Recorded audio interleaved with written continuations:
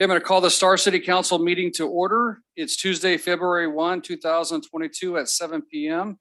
here at the Star City Hall. I'd like you all to please join me with the Pledge of Allegiance.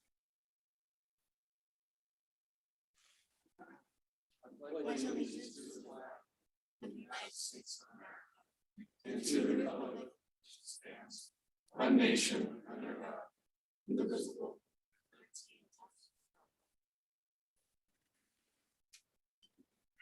Thank you.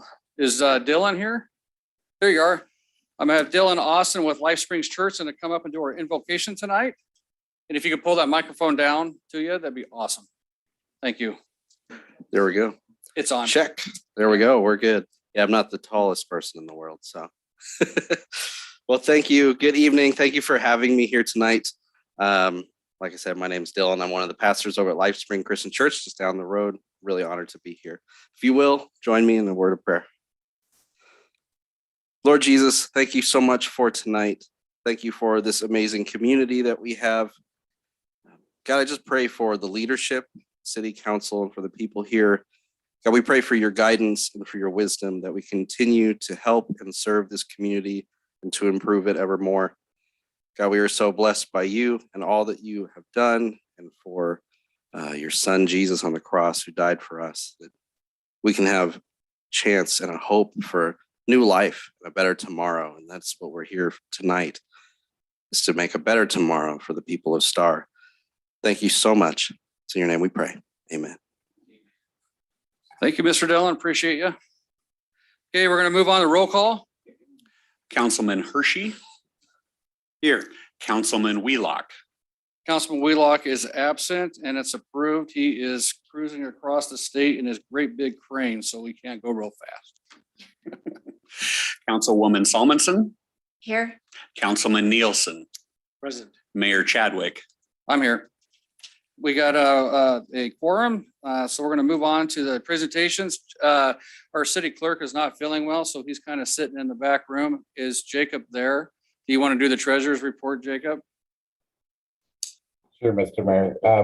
What you have in front of you are just the bank balances from December, November, and October. This is a snapshot only. You'll start to see more of this kind of thing as we migrate more to Black Mountain. And then the other thing there is your building permit report. We're going to start including that in your monthly meetings as well, just so you guys are aware of what's going on. And that building permit report that you saw in the packet is actually the half-month report. There's a full month report that was sent out today. That'll be included probably in the next packet. So. Correct. Good. All right. Any questions of Mr. Jacob? Okay. Thank you. Okay, we move on to the item 5, the consent agenda.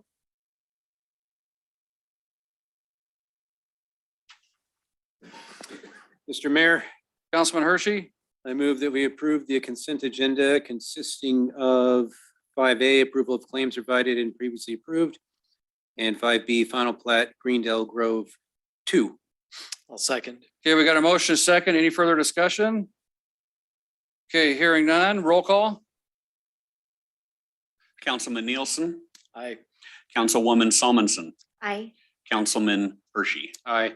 Okay, that motion carries. On to item 6A, the ordinance for the Milestone Subdivision. Remember, we got to do an introduction and roll call first before we suspend the rules. Mayor Chadwick. Councilwoman. I move to introduce ordinance number 350-2022 Milestone Subdivision and Development Agreement. Okay, Second. we got a motion, a second. Any further discussion? Okay, hearing none. Roll call. Councilwoman Salmonson. Aye. Councilman Hershey. Aye. Councilman Nielsen. Okay, now we need to suspend the rules. Mayor Chadwick, Councilman Nielsen. I move that pursuant to Idaho Code Section 50-902, the rule requiring an ordinance to be read on 3 different days with one reading to be in full be dispensed with, and that ordinance number 350-2022 be considered after reading once by title only. Second. Okay, we got a motion, a second. Any further discussion? Okay, hearing none. Roll call. Councilman Hershey. Aye. Councilwoman Salmonson. Aye. Councilman Nielsen. Aye. Okay, that motion carries. Mayor Chadwick, Councilman Nielsen, I move that we approve ordinance number 350, Milestone Ranch subdivision annexation and rezone, and ordinance annexing to the city of Star certain real property located in the unincorporated area of Ada County, Idaho, more specifically located at 8542 West Floating Feather Road in Star, Idaho, Ada County parcel R372-175-0030, and contiguous to the city of Star, and rezoning certain real property located in the city of Star, more specifically located at 8542 West Floating Feather Road, Star, Idaho, Ada County parcels R372-175-0010 and R372-175-0020. The properties are owned by Sandra A. Dixon, Carol H. Dixon, and Hoot Nanny Farms Incorporated, establishing the zoning classification of the annexed and rezoned properties as residential with a development agreement R5DA of approximately 70.52 acres, directing the certified copies of this ordinance be filed as provided by law, providing for related matters and providing for an effective date. okay, we got a motion. We have a second. Second. We got a motion, a second. Any further discussion? Okay, hearing none, roll call. Councilman Hershey, Aye. Councilwoman Solomon, Aye. Councilman Nielsen. Okay, that motion carries. On to item 6B, ordinance 351 for Fountain Park. Mr. Mayor, Councilman Hershey, I move to introduce ordinance 351-2022 Fountain Park Subdivision and Development Agreement. okay, we got a motion. We got a second. Second. We got a motion, a second. Any further discussion? Okay, hearing none, roll call. Councilwoman Solomon, Aye. Councilman Nielsen, Aye. Councilman Hershey. I think Ryan's just trying to keep everybody on his toes, Mixing it by up, I jumping like it. around like that, right? Okay, Mr. Mayor, Councilman Hershey, I move that pursuant to Idaho Code Section 50-902, the rule requiring an ordinance be read on 3 different days with one reading being full to be dispensed with, and that ordinance number 351-2022 be considered after reading once by title only. okay, we got a motion. Do we have a second? Second. Okay, we got a motion, a second. Any further discussion? Okay, hearing none, roll call. Councilman Nielsen. Aye. Councilman Hershey, Aye. Councilwoman Solomon. Aye. Okay, that motion carries. Let me find that ordinance. There we go. Uh, Anybody want to read this one? I'll go for it. Okay, go ahead. I move to approve ordinance number 351, Fountain Park Subdivision Annexation, an ordinance annexing to the city of Star certain real property located in the unincorporated area of Ada County, Idaho, more specifically located at 621 North Palmer Lane in Star, Idaho, Ada County parcel S04103150 and contiguous to the city of Star.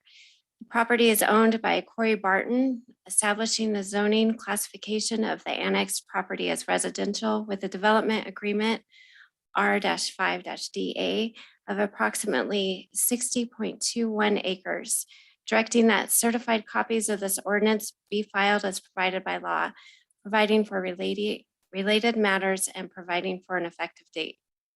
Okay, we got a motion. We have a second. Second. We have a motion and a second. Any further discussion? Okay, hearing none, roll call. Councilman Hershey, Aye. Councilwoman Solomon, Aye. Councilman Nielsen. Aye. Okay, that motion carries. And for those in the audience that don't understand what this was, it's the last step when a land use hearing is complete for annexation and whatnot. It gets codified as an ordinance. Because we got a lot of new folks in our community, so it's always nice to make sure that they understand. We're going to move on to item 6C, the pathways adoption. We are putting together a master pathways plan for the city. And this plan is the first step. I believe the committee spoke to it in December on there. And I know you're the liaison, so I don't know if you want to speak to this at all or make a motion or whatnot. Well, we've been looking at this for a very long time, and the committee presented it in December. Now it's ready to hopefully be approved tonight. So I will go ahead and make a motion to adopt the master pathway plan. But the the committee did have a couple of extra changes that they wanted to add to this, which I support and will add to my motion. Okay. So let me bring those revisions up. So the first change or addition is to complete the pathway connection along Floating Feather to Hunter's Park. So we just need to add that Okay. pathway. Second one is to add add highway paths along Highway 16 to connect Chendon's south of the Phyllis Canal. Well, that's right here then. You see my mouse moving? Yep. So that's south of the Phyllis Canal. Okay. Add a river crossing between Kingsbury and Star Road, which we discussed. I think correct. it just didn't get on there. Yep. Add a pathway from the river to Highway 44 east of Bent Lane to be, Yep. and add a pathway from Hillsdale Subdivision west to Kingsbury. It doesn't have to be exact, just as, A pathway up Yeah. there. Okay. Yep. All right. and I can email those. Yes, email them to yeah. Jacob, Okay. And please, Sean, okay. and Sean. And Sean. So we got a motion with those 5? Yeah, Yep. 5 changes. Any second? I'd be happy to second that, Mr. Okay, we Mayor. got a motion, a second. Any further discussion? Mayor Chadwick. Councilman Nielsen. So not having the plan in front of me, I just a question about that. I know the cost of this plan over the long term is quite a bit. So as part of this motion tonight, we're not approving any funding in particular for this. We're not right? approving the funding. We're just approving the master map plan so we can continue on with the actual plan. Okay. And with the impact fee committee to determine what kind of impact fees can be applied Okay, to thank you. that. Yeah.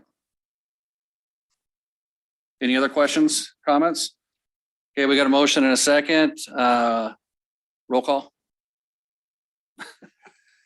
Councilman Hershey, Yes, aye. Councilwoman Solomon, I, Councilman Nielsen. Aye. Okay, and real quick for the public as well, this pathways plan is going to be part of our comprehensive plan. So when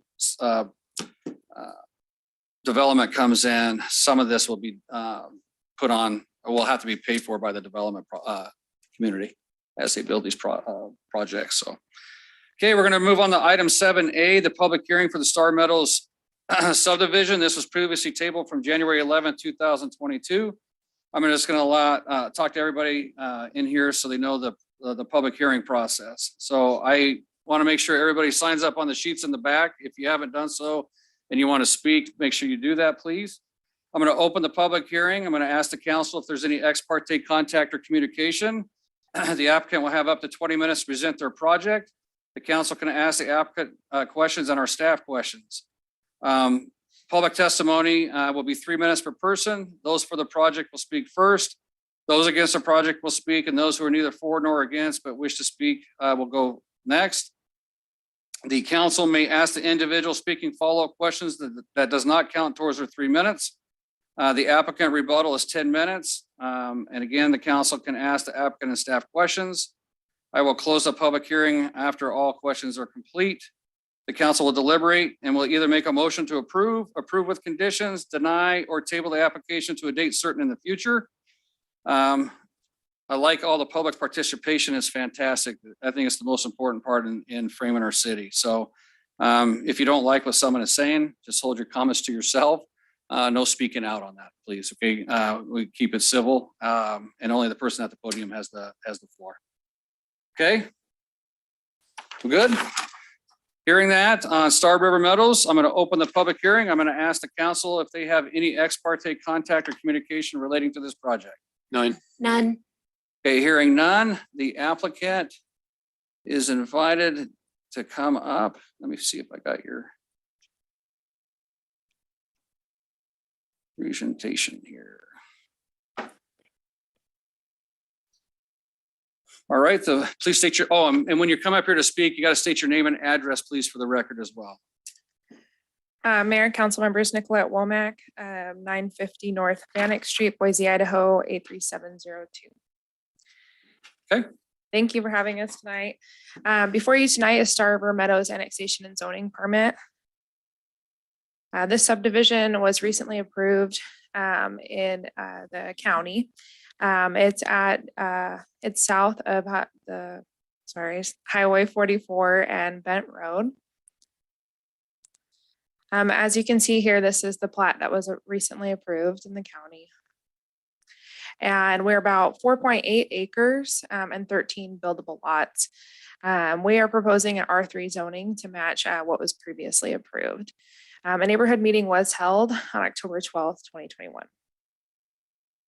2021. Before you, there are the findings for annexation and zoning. I'll also mention this was built with Star Sewer and Water.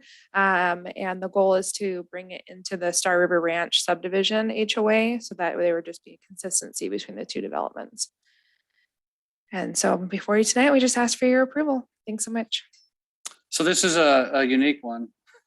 In my opinion, it's is this already, the road's already built out on it? And- Yes, and about 7 homes are built. And 7 homes are built. Okay. All right. Sorry, Mr. Kevin. I saw you reaching for your microphone. Did you have a question? That was it? Oh, go ahead. Thank you. Yes. So what utilities do you share or public land do you share in common with the Star River Ranch Homeowners Association? There's a common lot that is not shared in common, but there will be similar CCNRs between the two. So Are you sharing irrigation facilities, pumps? I don't believe we are. I believe it's all set up separately. So what's the purpose of incorporating that way? Yeah, so the goal is to make sure that the rules are more consistent in terms of, setbacks and everything. And honestly, it probably should have been developed in the city originally. There was city water and sewer. So it's really just more of a cleanup at this point. Okay, thank you. Yeah. Okay. Any further questions of the applicant? Okay. Do we got any public testimony? Nothing signed up? So I would assume that you don't have any rebuttal? Nothing to testimony? rebut. Thank you. All right. So we're going to close the, do you have any questions of staff before we close the public hearing? Mayor Chadwick, Councilman Nielsen. as far as the roads already being constructed, I'm presuming that they've met ACHD requirements, CHD4. Yeah, they would have had to do it through CHD4.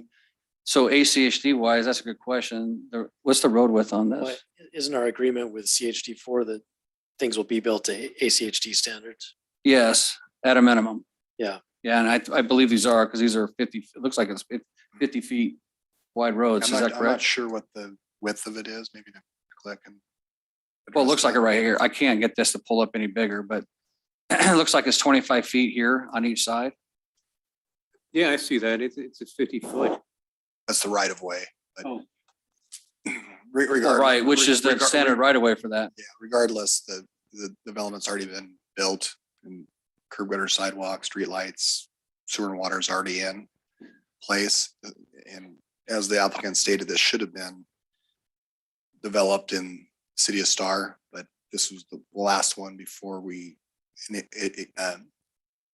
initiated our agreement with Star Sewer and Water that they had to annex into the city if they annexed into the sewer district. So Yep. So streetlights was going to be my next question. Are these streetlights in compliance with our dark sky ordinance and other? yes, Can you just say yes on the record? I said yes for him. Okay, thank you. I think that's all the questions I'd have of staff. Okay, any other questions of staff? Mayor Chadwick, Councilwoman? I just want to clarify. I thought in the staff report, it says that there's subdivision does not include streetlights or fire hydrants. But you're saying they are there. Yeah, sorry, Councilwoman Solomon, when prior to going out and actually doing an inspection of the subdivision is when that was written, and it didn't get updated when this got postponed. I've since gone out and taken pictures of all the fire hydrant locations. There are 2 in there, one at the, and they're spaced properly, as well as the streetlights all would fall under our normal dark sky requirements. Yes, and they meet our style guide. Okay, so is there one at the entrance, a street light at the entry to the neighborhood? Yes, Okay. there is. Okay. Is there a sidewalk along Bent Lane in that little section? Yeah. Along the frontage of Bent Lane, is that what you mean? Yeah. Yeah, I don't recall on that. Nicolette Yes, okay. might be able to answer that for us. I don't recall the bent lane. There is in the subdivision. Yeah, I was going to say in the subdivision as well. So it's a public road, so we built to public road standards. So I believe that would include the sidewalk as well. Okay. Okay. Okay, any further questions? Of staff? No? Okay, hearing none, I'm going to close the public hearing at 7:20 and move on to council deliberation. Mr. Mayor, Councilman Hershey, I'm just going to move that we approve Star River Ranch Meadows. I don't have the number. It's already halfway done. It's up to our standards. I make a motion that we approve it. okay? We got a motion, do we have a second? Second. We got a motion, and a second, any further discussion? Mayor Chadwick, Councilman Nielsen? would Councilman Hershey be agreeable to amend the motion to call out the sidewalk to be built along Bent Lane? As a condition of approval? Yes, which would be one of our standards anyway. I think that's already there, but if it's not, yes. I don't think they can, Oh, they because can't? when you Oh, look at, then. when you look at it, the only access they have is for the road that goes out, and the rest of it is on somebody else's property. Oh, Help me understand that. Let me, I'm gonna try to pull it up here, hang on a sec. I saw it on I the, mean, the applicant just she said, represented that they would build it, so. well, That can, was I a mean, comment? is this piece right here is not, from what I can tell, this is part of Star River Ranch's subdivision right here, which is next door.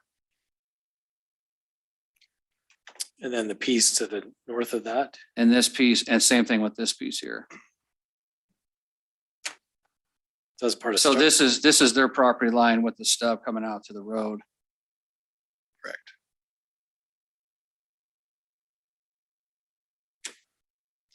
I can amend my motion to say sidewalk to as much as they can build as long as it's their property, I guess there isn't any. right?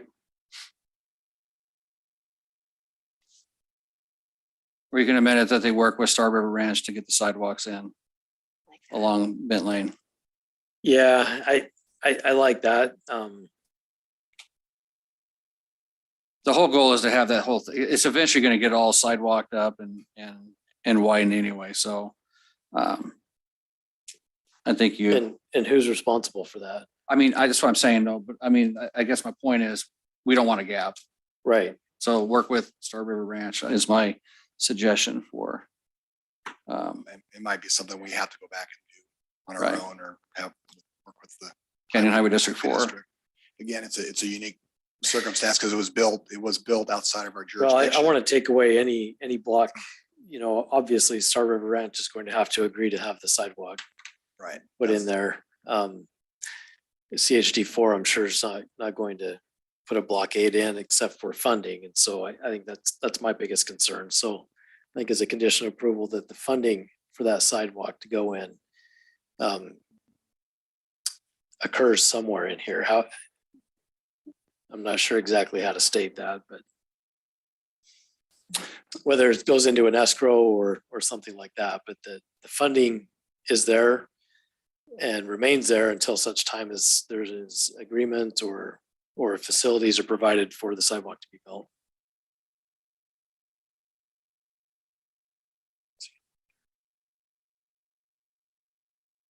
Chris, are you on? Give us just a second. For me. Yeah. You have Yes, any- Mayor. You have any comments to that?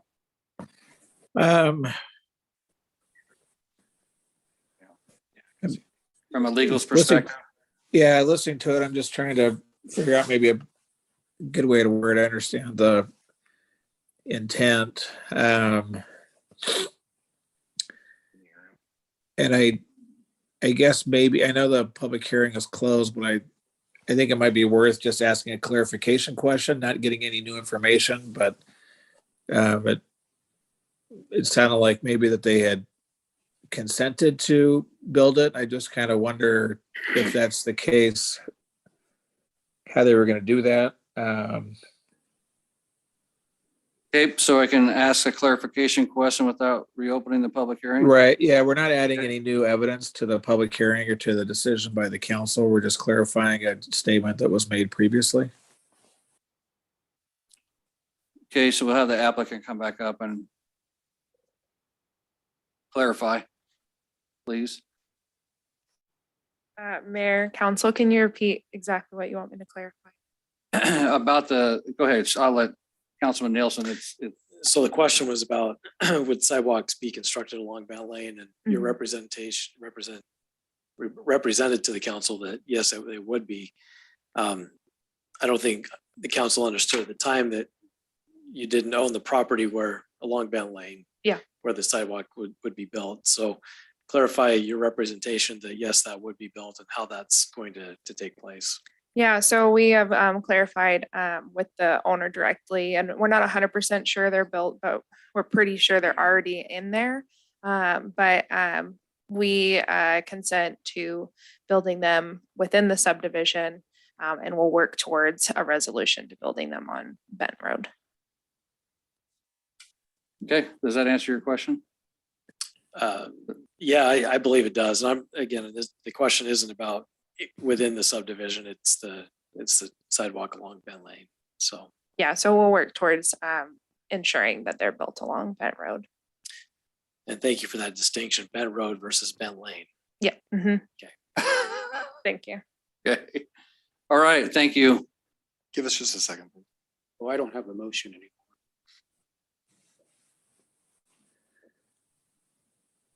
Sidewalks in.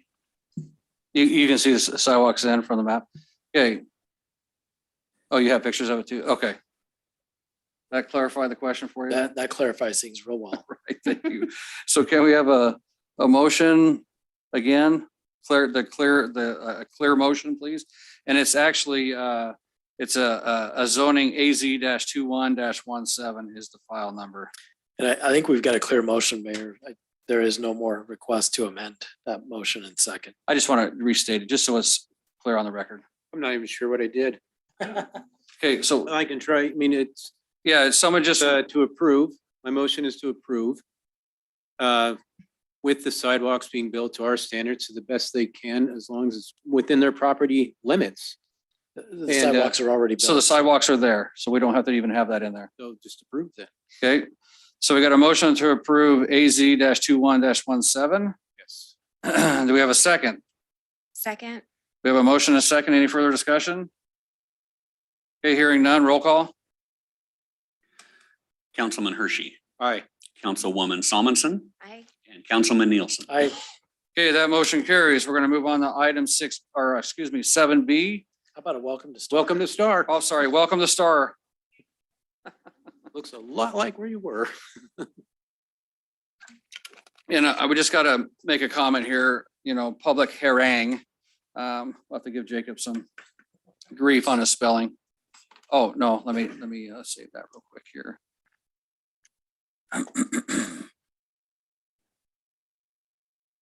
What's that?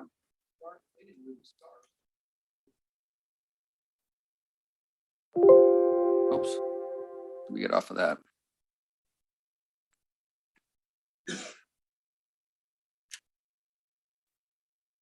Okay.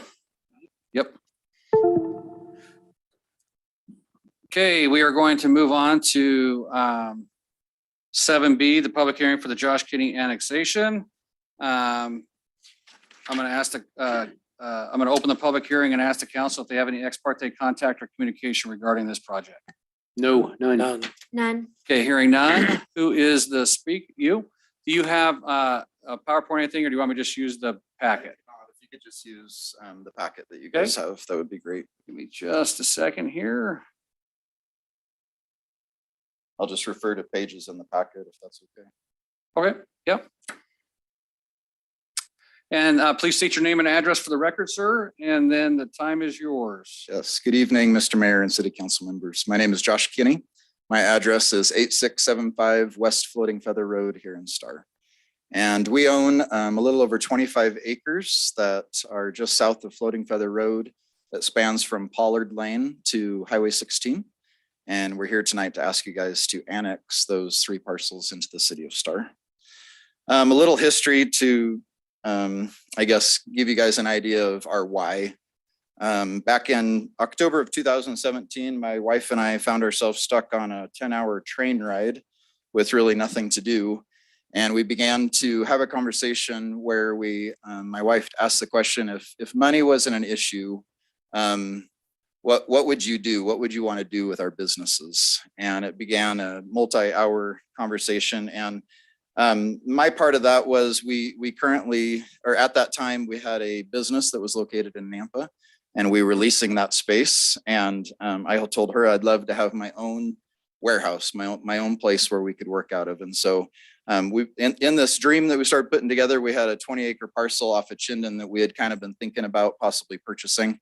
And so that was kind of our plat, so to speak, that we work with. So we sat on that, we started drawing on a paper bag, and we sat on that plat, this warehouse space that would house our current company, BCI Crafts. And Kelly said, I'd love to have a retail store. I'd love to sell stuff out of a retail store, kind of vintage good type stuff. I'd love the store to look like a big old barn. And so we drew a big old barn on this 20-acre plat that we didn't own. And we had all this room left over, so we put in a lake. We thought we'd have this beautiful setting of a lake behind the store. And the store, actually, Kelly decided she wanted to call it the Merc. And so now at the time, of course, we don't live in Star, so didn't know about the Merc here. But and we still had all this room left over. And so we thought, man, it'd be cool to have a coffee shop. If we're going to be working here and being here, let's have a coffee shop. Let's have a bakery. We just started adding stuff to our make-believe plat. And we still had room left over. And we thought, you know, we work with all these nonprofits, and we have so many nonprofits that we work with that they're working out of their garage or they're working out of their home. They don't have any space. What if we could create the space where maybe some of those nonprofits could come and work on this property, since we have all this space? And it really began as a dream, and it became kind of almost a mission for us, something that we really felt like we were called to. And so we began, even back in 2017, thinking in that direction, even though we really had no idea what would come of that. So in June of 2018, we ran across a piece of property on the southwest corner of Highway 16 and Floating Feather Road. And actually, if you could go back to, let's see, page 38, we'll show you the original plat that we were looking at. We ran across a 2.5-acre parcel that was for sale, and it is lot number 1 at the very top of the screen there of the Magnolia subdivision. And it had a couple big old structures on it, kind of looked like warehouses, kind of looked like old barns. They were sided with galvanized metal, and my wife fell in love with them and thought I could do something with those old structures. And so we began to look into purchasing those. And the first thing we ran into was they were part of this subdivision. We didn't know that when we first saw it.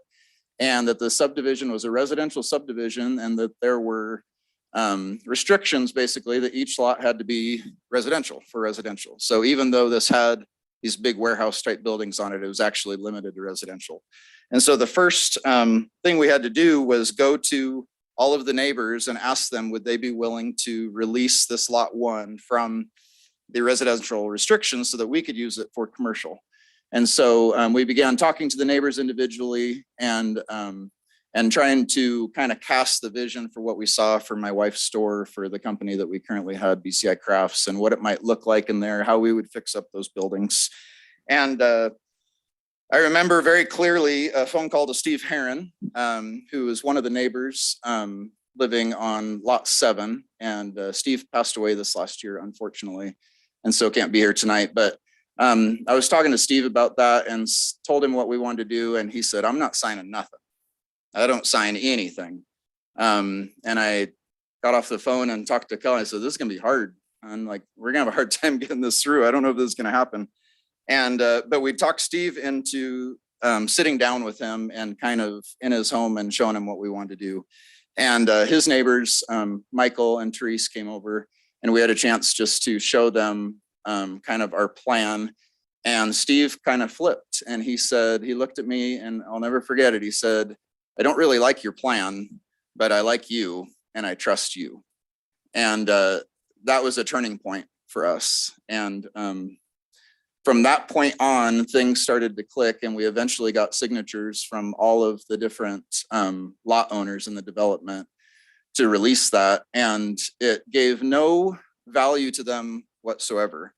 And what's important to me to say here tonight in front of you, city council members, and in front of my neighbors who are sitting behind me is that you guys trusted us from the get-go when you had no need to. And we're not going to betray that trust. I just want you guys to know that tonight. We're not going to betray that trust. And so that allowed us to make the modifications to the CCNRs so that that particular parcel could be used for commercial. And we were able to purchase that and able to remodel those buildings so that it does currently house one of our businesses called BCI Crafts. In 2020, we will actually move back a little bit. In 2019, we were looking at the property to the east of lot 1, which is lots 2 and 3, totals about 23 acres. That was currently on the market. And I believe at that time currently under contract. And we would walk that and just dream of, man, how cool would it be if we could build our home here and live next to where we work.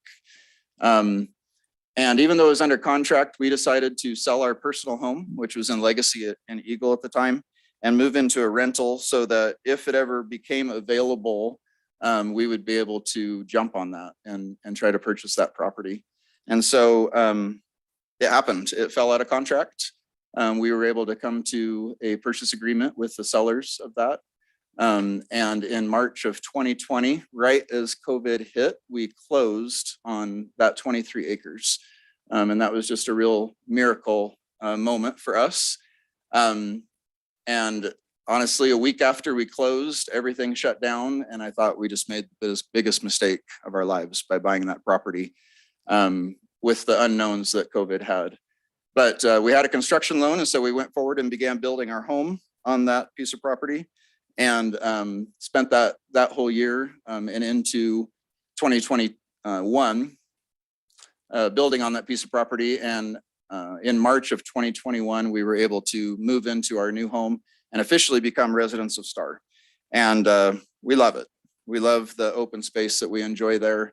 We love the area. We love the views. We love everything about living there. And it's the perfect place to raise our family. And so we're really excited to be here in Star.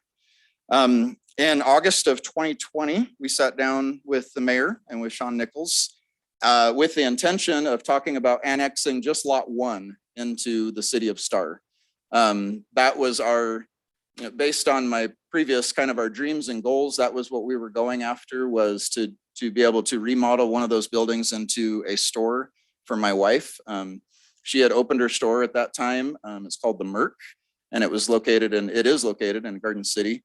And the idea was to relocate it to one of those buildings on the 2.5 acre parcel there that we were able to do commercial on. And in that conversation and speaking with the mayor and with Sean, they kind of talked us into this idea of annexing all 3 parcels in instead of just the 1 parcel.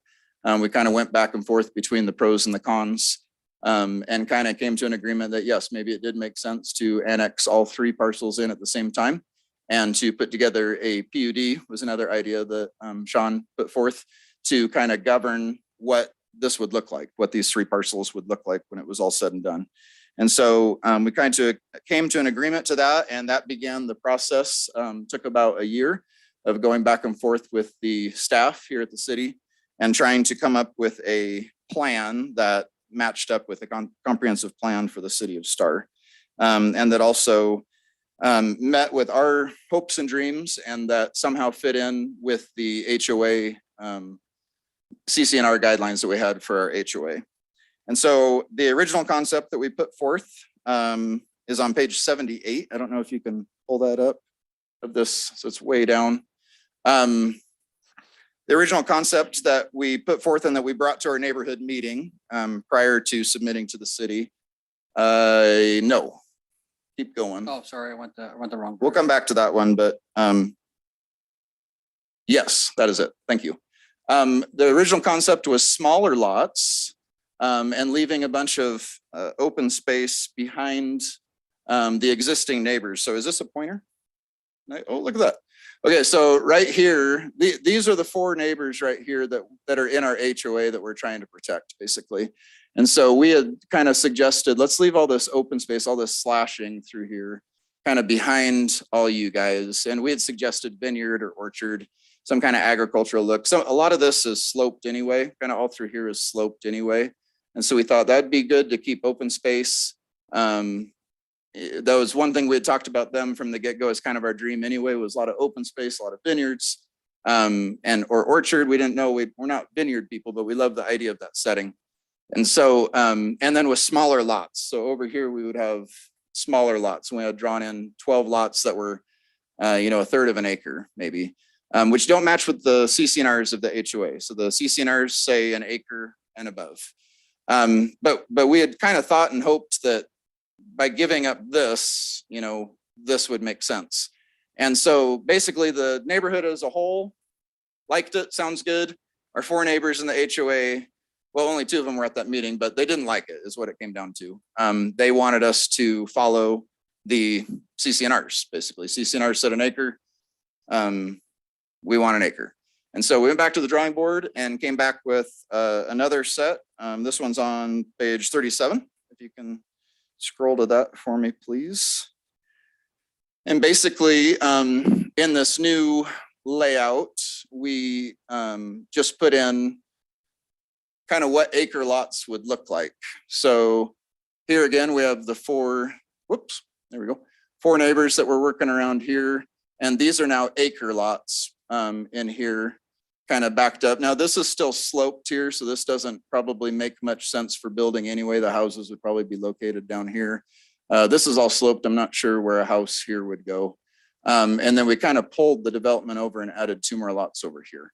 And so we submitted this to our the homeowners that had expressed concern, and we got feedback only from one of them, and they'd said we at least like this better than the last one, was basically the feedback. But maybe, and they also said maybe somewhere in between would be better. And the whole deal with my understanding with staff is that this whole PUD, this isn't a plat, and obviously this is my wife and I pulling this together, not a professional engineer, so I apologize for how rough it is, but this is just a concept of what this might look like. And so just to go over this, because this is then our proposal for tonight, kind of from west to east. This is Pollard right here. We have 10 1-acre plus lots kind of all here surrounding these existing lots here. This is an existing acre here as well that's just not within the subdivision. And then right here we have a 5-acre piece, and this is our personal house that we built right here. And this is a lake that we have dug and that we're working on tying into the ditch down here to be our irrigation source for the agricultural accents that we'll be putting in. We have 3 1-acre lots right here that will feed off of Floating Feather. And the idea is for those to be residential as well. So that makes 13 total 1-acre residential lots with these 3 and then these 10. And then is there a way to slide it to the left just a little bit so we can kind of, oh yeah, you got it. So then right here is that 2.5, ITD owns this hard corner. So right here is that 2.5-acre piece. And these are our existing warehouse buildings right now that we're working with. And then this 2.5 acres right here is kind of a no man's land. And I'll get into that a little bit more, but we have permission for this 2.5 acres to be commercial. We don't have permission for anything else to be commercial. I just want to make that clear. Everything else, as far as the CC&Rs are concerned, are residential. And so this plan brings us to a density of 1.7 buildings or acres per parcel, basically.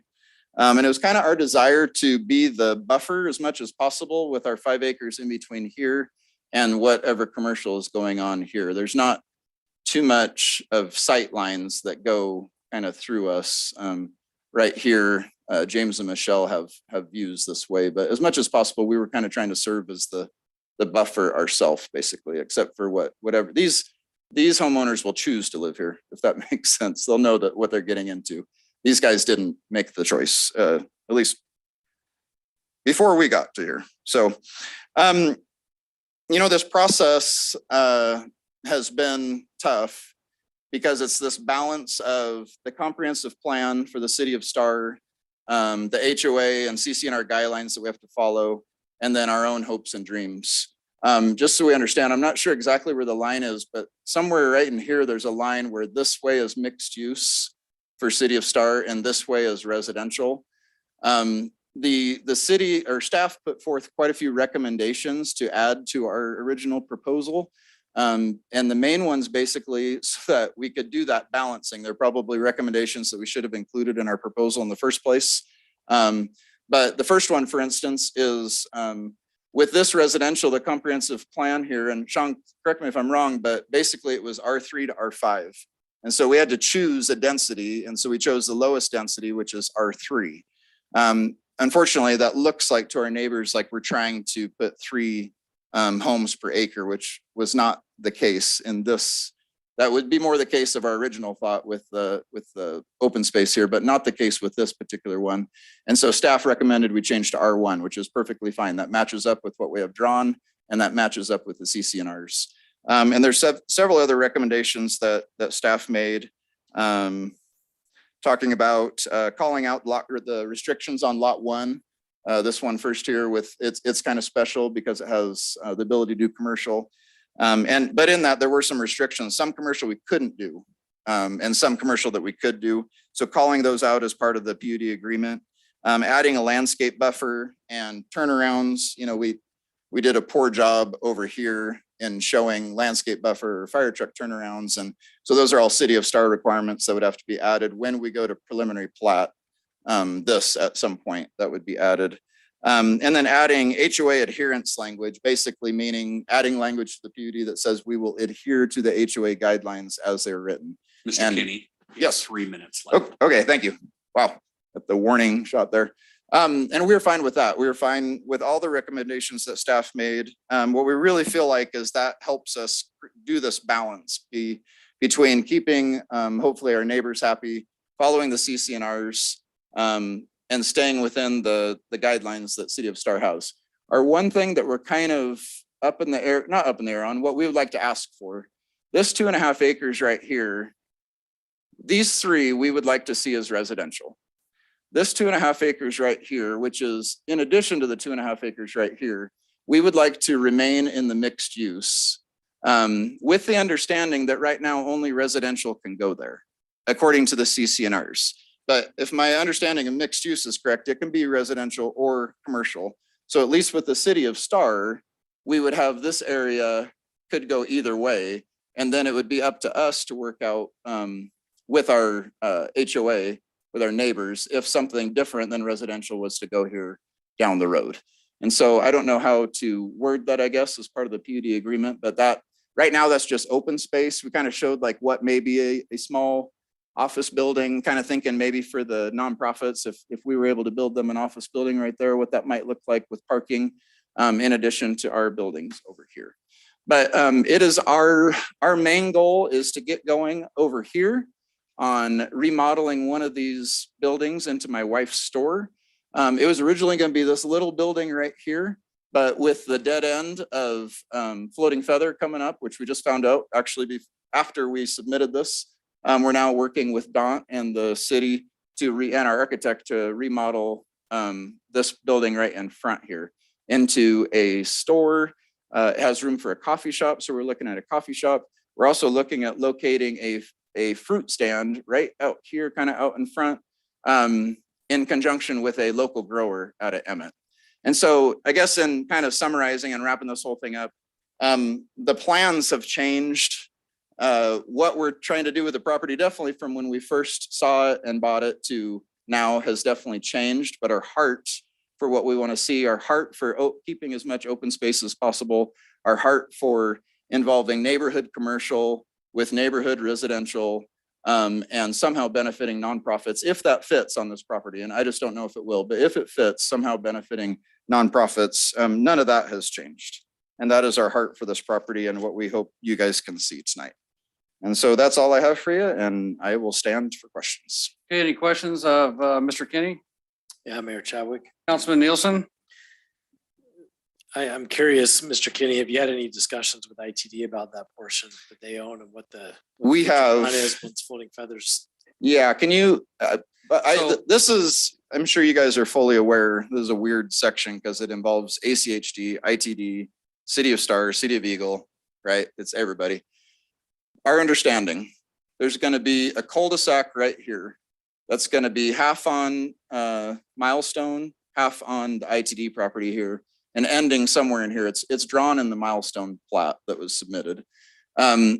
Once they put that in, which they're saying either this spring or next spring, there will no longer be access here. Obviously, that'll be dead ended.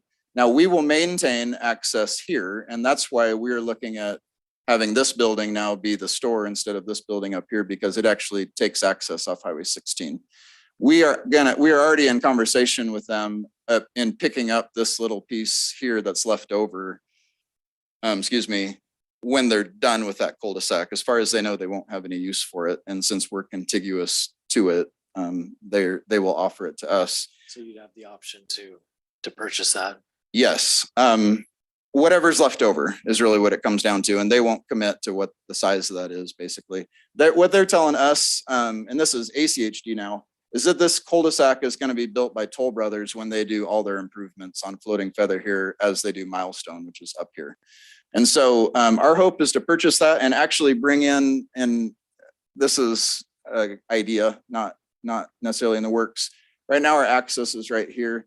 We want to move it up just a little bit in here and basically steal this turn lane that did go to Floating Feather, but will no longer be needed, and have people come then straight in right here. It allows them to get more fully into the turn lane before they make the turn. Back down here where our access is, you're kind of half in the turn lane and half not, if that makes sense. So there's a little bit of a dangerous situation there that we're trying to fix, basically. So what are your plans for improving that access and making it so it's not dirt? Well, it'll all be paved. I mean, the plan, we're looking at doing a significant remodel. This is our big risk moment to complete the stream. We'll have hopefully a paved road coming in through here. And then for the most part, this whole thing is going to be paved into parking lot. We're looking at possibly adding some buildings back here just to clean up. I don't know if you guys are familiar with the location. We have kind of a mess going on out there. Someone has a deal with Ford trucks. And so we need to build some buildings out here to kind of clean up our area. But basically, the idea is that this entire thing will be a parking lot. We'll have some drainage probably needed down here. But excuse me, but yes, paved. This area right here that's kind of, I don't know what you'd call this, hashed in. This is already kind of a concrete, but it needs to be resurfaced as well. So yes, full cleanup. I mean, if we're going to run a successful store and coffee shop like we picture it, it needs to look nice. There's a lot of cleanup that needs to be done. We're working with our architect and with Daunt, we want to add like a little bit of a kind of a gable to the front there so that there is a true front to that building that would face Highway 16. These are brand new plans really that were even since we submitted this because we just found out about the turnaround. I just happened to be talking to Sean and he said, not the turnaround, I'm sorry, the cul-de-sac, and said it's happening. And we thought we had a couple of years. So And it's happening go ahead quick. and jump in real quick. Absolutely. On some of this, because of my work with ITD, it's a high probability that you're going to lose, probably 98% chance lose your connection on Highway 16 here in the near Agreed. future. Yep. Because they plan on making this an entire expressway with only access points every 2 miles. Yes. So just so you understand that. So, No, we have talked about that. okay, so then on the south side of your property there, We have the Rosti Farms mixed use, I believe. Yep, over 18 there. acres. So I would encourage you to create that access down to the south so you can get through, because they're gonna have connection. So we've I talked to would think- staff about this, right? That Rosti parcel starts about right here, I believe, and kind of comes down through Mhm. here. We are talking to them, even though we have no business to financially, about wanting to actually somehow tie up this too, because I'm not saying tie it up. No, I I'm understand. I'm saying just have a letting you know. connection with there. Yeah. Yes. so they own, this is a ditch right here, Mhm. and they own to our side of the ditch. And so we can't create that connection. We can probably help pay for it, but we can't create it. And I believe they would have to approve it. And I don't think that was necessarily part of their, I think it wasn't part of that, because I thought we talked about making a connection to the north. It wasn't part of, but again, We can work with they them. didn't have a specific plan for their commercial, so. Okay. yeah. So we're definitely open to that. And then I think what you're getting at is then access would be down here off the new floating feather through their, is that what you're saying, Mr. Mayor? Through their deal and then hopefully crossing into here. So we're still yes. working on a full access. So what's gonna happen when we're working on a full access at the new floating feather, or whatever they call that Rosti Drive right now? And it's Mhm. gonna be the design that ITD has come up with is a modified interchange, which will take up almost all that section going up to the old floating feather to make it work. Just so you're aware. Okay. Okay. I'm not aware of what that would look like. I've seen a lot that- of different drawings, but This is something that's been out in the last month. So. okay. Yeah, that would be why. All right. Yeah, sorry, Kevin. our idea with that, Mr. Mayor, just so you understand, is to establish this business over the next, according to ITD, they're going to be, the next 3 years, they're going to be busy building from State Street south. Mhm. And so while they're doing that, they're not going to be doing anything here. So we figure we have a good 3 to 5 years, according to ITD, and in our hopes to establish this business so people know where we're at. And then they will come find us. Okay. I realize that might be hopeful, but that is what we're looking at doing. Sorry, Councilman Nielsen, do you have more questions? You know, if there are other questions, I can yield for now. Okay. Any further questions of the applicant? I have another one for you. Okay. So when I look at this plan right here, I'm gonna play with this. I think, in my opinion, if this is the route that you decide to go with these 1 acre lots like this, I think lot 8 should be lost and split right here. And then this becomes part of lot 9 and this becomes part of lot 7. So we don't have to worry about a flag lot of this nature with the fire department, because I'm not sure how Yeah. there's well not- they're gonna. How a like it. turnaround would work, yeah. And I think we may lose a lot just because we have to dedicate some property, and this whole thing is 10.5 acres as it's drawn right now. Because of berming in here and through here, we may lose enough that if we're keeping them at full acres, we may have to lose a lot anyway. So that, in what you're saying, that lot could kind of go to, yes, these lots. And then it's a weird area. And this is a weird area to build right here anyway, because it's all sloped. Again, that was kind of one of the reasons why we had went for that earlier plan of just staying out of this anyway. This is all flat in here, but this is all sloped and this is all sloped. So that may happen anyway, I guess is what I would say. And again, this is all conceptual. This isn't I set in understand. stone. Yeah, okay. No, I understand. But when I look at that, I just look at this as an option, an opportunity to create that. To fix that problem. Well, you can fix that, create that extra buffer here. That's going to end up probably being pasture land for somebody or whatever. Yeah. Right. At the same time. So. Yeah. Okay. Any further questions of the applicant? Mayor Chadwick. Councilwoman? Talking about the CCNRs in that lot 1 Mhm. or block 1, lot 1. Lot 1, block 1. Yep. So you said that your neighbors have released it. Is that from the CCNRs? Is that what you mean by release? Yeah, so the CCNRs had restrictions that basically said these are residential lots. And that's what you can do is residential. And so they released it, and it's actually in your packet, the release is. But they basically said, or we had written up, that it's not restricted to residential, commercial is okay. And then there's like a list. These commercial uses are permitted. These commercial uses are not permitted. These commercial uses that are not permitted anyway aren't permitted. It tried to make it as clear as possible as to what we could do there and what we couldn't, basically. So does that make sense? That's what I mean by released. Yep. So, yeah. Thank you for that. You're welcome. Wanted to make sure I had it right in my mind. And then you're fine with all those uses that? Yes, Yep. absolutely. Okay. Yep. Um, We made the list. So yeah, we're absolutely fine with all those uses. That's all I have for right now. Thank you. Oh, any further questions of the applicant? Just a clarification question. Okay, You Councilman said Hershey? you're willing to accept an R1 for all residential, correct? Yep. And I don't know the process there. I know the R3 was what I don't even think I asked for R3. It was just kind of assigned to it. But yes, R1 would be fine. So we'll establish that zoning tonight. On here. And on this mixed use, I guess I'll wait and hear what the people have to say before I make any comments on that. Okay. Thank you. Okay, Mayor Chadwick, Councilman Nielsen? I do want to talk about mixed use. Okay. That's right, Councilman Hershey, you can ask your question still. So I guess I'm a little concerned. I'd be interested in your comment and even staff comment on this as far as, the CCNRs that you have don't allow for that to be anything but commercial. The only concern I would have in. Rick, where You are mean we talking residential? about? Yeah, are we talking for about? residential? That's exactly what I meant. Okay, yeah. So the only concern I would have in zoning that as mixed use here tonight is I don't want to create a scenario where legally you've got a right Sure, to mixed use sure. that is then. That would be in conflict with is then the in conflict. CCNRs. Well, and it's in conflict with the CCRs, it's conflict with the contract that you have Sure. essentially.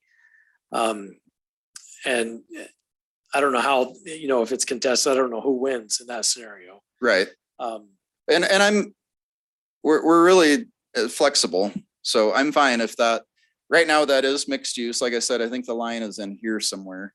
I'm fine if you guys want to pull it all the way back to here. I kind of likes the idea just because it basically keeps me from coming back in here again. Well, This and gets the me nervous, but- property's not annexed. And so the line that exists is simply a map in a plan. And so, plans are, that's what they are. They're plans. Sure. There's no legal entitlement based on the plan. Mhm. And so what we create here tonight is a legal entitlement. Okay. And whatever we create here tonight, that comprehensive plan map would be updated to reflect what the ordinance is. Sure. Right? So I guess what's in my mind is I would prefer to honor what we know is your contract. Mhm. And then I guess if in the future you were able to adjust that contract, you would still have the right to come back in and request a different zoning at that time. Sure. So I'd be interested in your thoughts on that. And of course, staff and council as well. Sure. I am open to that. I'm not against it because what you're saying makes perfect sense. I didn't bring this up because it's listed in our uses in the PUD, but we see this space right here, which is basically, really this entire space right here is just a giant meadow is what we're calling it. And it's just open space. We do have a goal and idea that this space right here would work really good for a farmer's market. And it fits in with our idea of building places where we can create community. The city of Star doesn't have a farmer's market. We would have all this parking over here on lot 1 already established. It would just be an up and then a down. And I'm pretty sure so this would be something that down the road we would ask permission for, if that makes sense from our homeowners. I don't know if, you know what I'm saying? Like, it's that type of thing that then would we have to come back in here? Would we have to switch this back to a mixed use in order to use this meadow area as a farmer's market?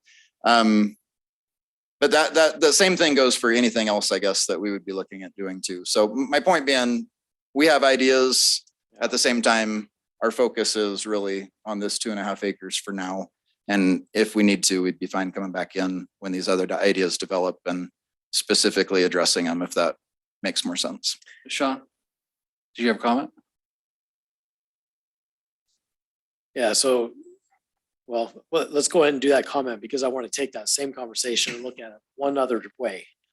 So, Mr. Mayor and Council, keep in mind that through the development agreement and the PUD, we can establish any conditions that would address those scenarios because it's mixed use. Mixed use allows both commercial and residential. So we could build in some flexibility based on what he ultimately gets from his conversations with the neighboring properties and the HOA, and be very specific on what uses could go there. So you could approve that concept or keep it as residential depending on what that outcome is, as opposed to making them come back and going through another process. Yeah, that's a great point because, that could be mixed use subject to Correct. the contract. And that's one reason I had him to go through the PUD process is to build in that flexibility. Because again, he's got a lot of great ideas, but trying to get that flexibility in there. Anyways. So the other thought that I had on this is with the R1 designation, and your contract saying that has to be residential. If that ever, it's great that you're going to live there. One day you won't live there. Sure. And that's a lot of property. Hopefully that's a long time down the road, but Great. I understand what you're saying. Agreed. That's a lot of property for someone to maintain and to take on. And Yeah. it could be that at some point in the future, it's the vineyard or the orchard is not maintained. The grassy meadow is not maintained in grass. It becomes weeds and things like that. And with the R1 designation, then there's no room for additional lots for that contractual residential to take place. And so I guess in my mind, I would like to see a plan for that, or at least a potential for a plan that could be. And we talking put in like there. in here, Yeah. basically? Yep. And we could always, is there any reason why we couldn't always come back and just make 1 acre lots down there within the R1 designation? If you do an R1 designation on there, yeah, we could do 1 acre lots throughout that as well. Sure. I'm open to both. It's just that, these guys are all sitting behind me because they want 1 acre lots. And so I want to think respect that, I guess. True. Or you do the same thing. You stick with the R3 designation, but with the understanding that you're building 1 acre lots unless Well, we would otherwise. stick with the R1 designation, so there's no question. Yeah, and that's, like I mean, said, in that's my- fine with me. Right, yeah. So, and I can see, it does make sense that possibly you could bring, a road in here and you've got, if you remove the lake from it, well, right in here, this is 2.5 acres. So you could carve a couple lots in there. You could add another lot in here and pull this back. I'm sure they get pretty creative when they're drawing plats. So I guess the question is, what is the actual density here? 1.7. 1.7. Well, it's not 1.7 acres to a lot, but what's the actual density, Sean? Do you remember? It's less than 1 unit per acre. Okay, so there is room for additional lots to be in there. Okay. And you mentioned the access coming in. Would ACHD allow that, an additional access point? I think on Floating Feather being abandoned Yeah. and cul-de-sac, it changes their use of that road. ACHD has approved all of the accesses we have drawn. The only thing other than the size being appropriate was they asked for this road right here to line up with, there's a little road right up here. They just wanted those two to line up. But yeah, so this would have to be, you probably come in and have like a cul-de-sac, or right now we have a hammerhead turnaround right here. But yeah, that would have to be part of that preliminary plat again. I would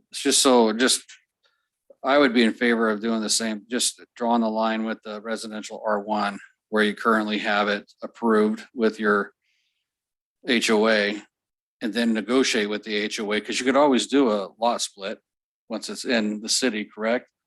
And split that out and then come back and ask for that to be a mixed use once you negotiate with your neighbors or whatnot on how that looks. Mr. Mayor, wouldn't you have to come back anyway with a preliminary plat? Yeah, that would be. eventually? a right. preliminary So you plan. are coming back. There's no not coming back.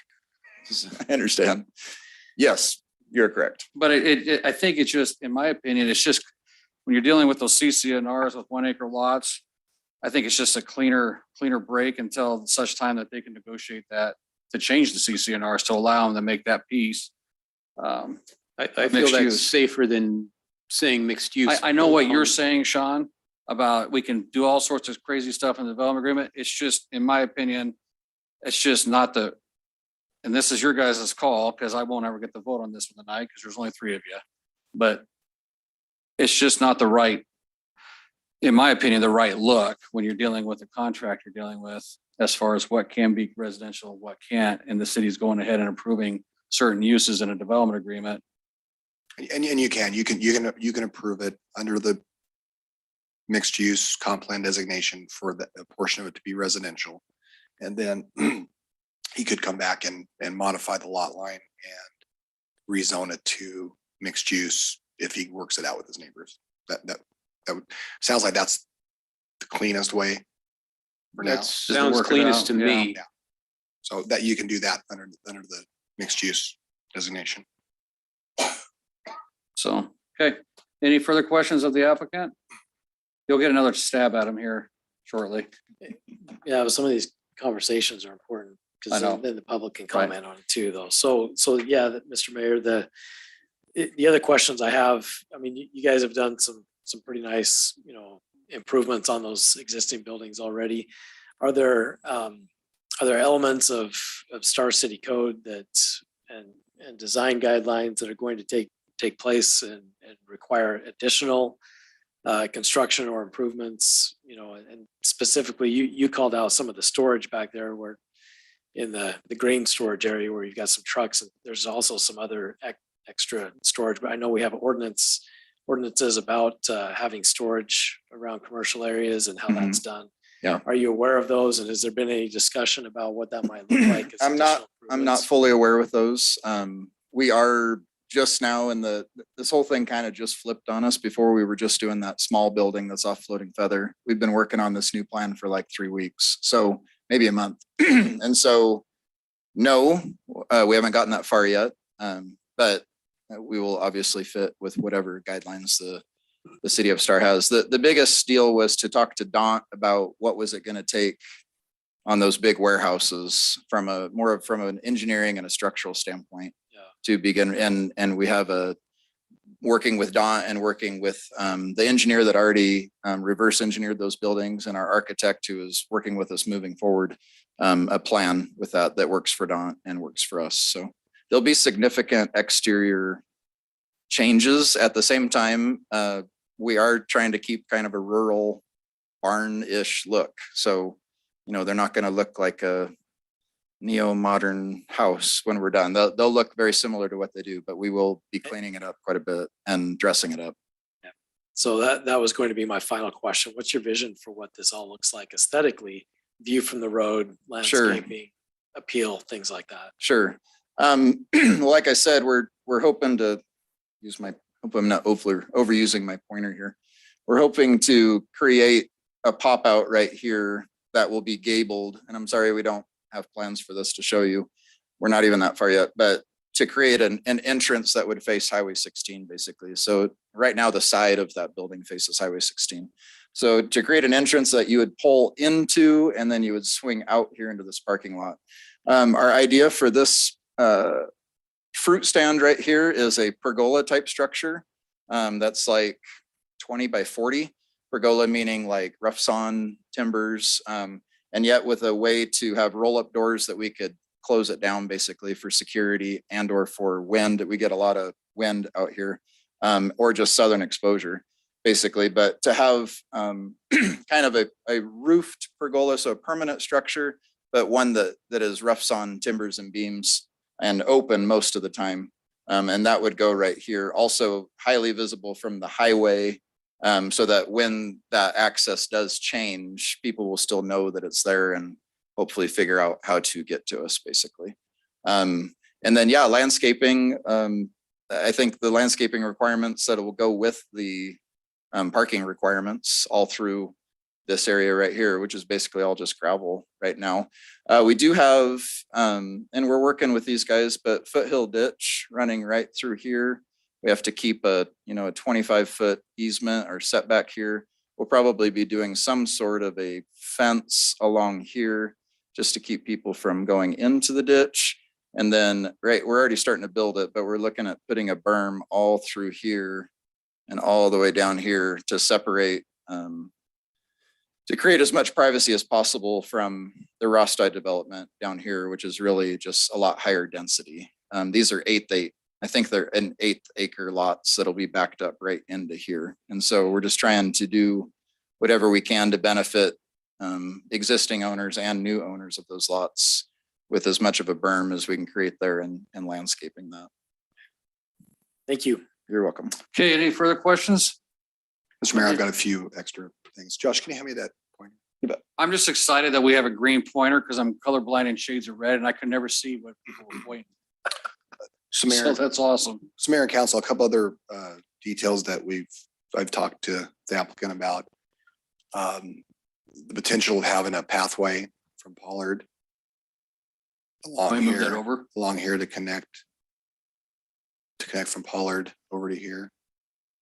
And eventually down towards Rosti Farms, and depending on what you decide on here. Staff would recommend a condition that the applicant provide a cross-access easement in this area right here, so we can hopefully line that up with the commercial to the south. And then the other thing we talked about with the applicant is establishing some sort of sidewalk along the south side of Floating Feather, because you keep in mind that if these develop as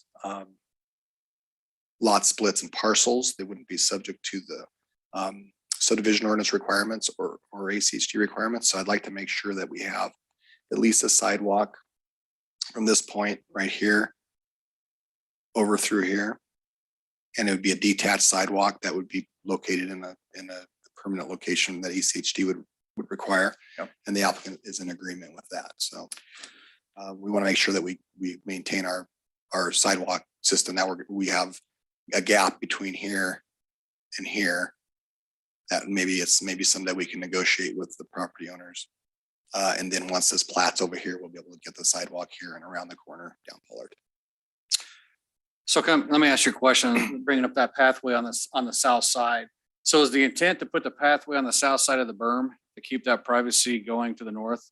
Yes. Okay, I think that's a good The idea. path is Sean's suggestion, not mine, but we are open Well, it's a to great- it. It's a great And- suggestion because that provides pedestrian access to the commercial component for you. Yes.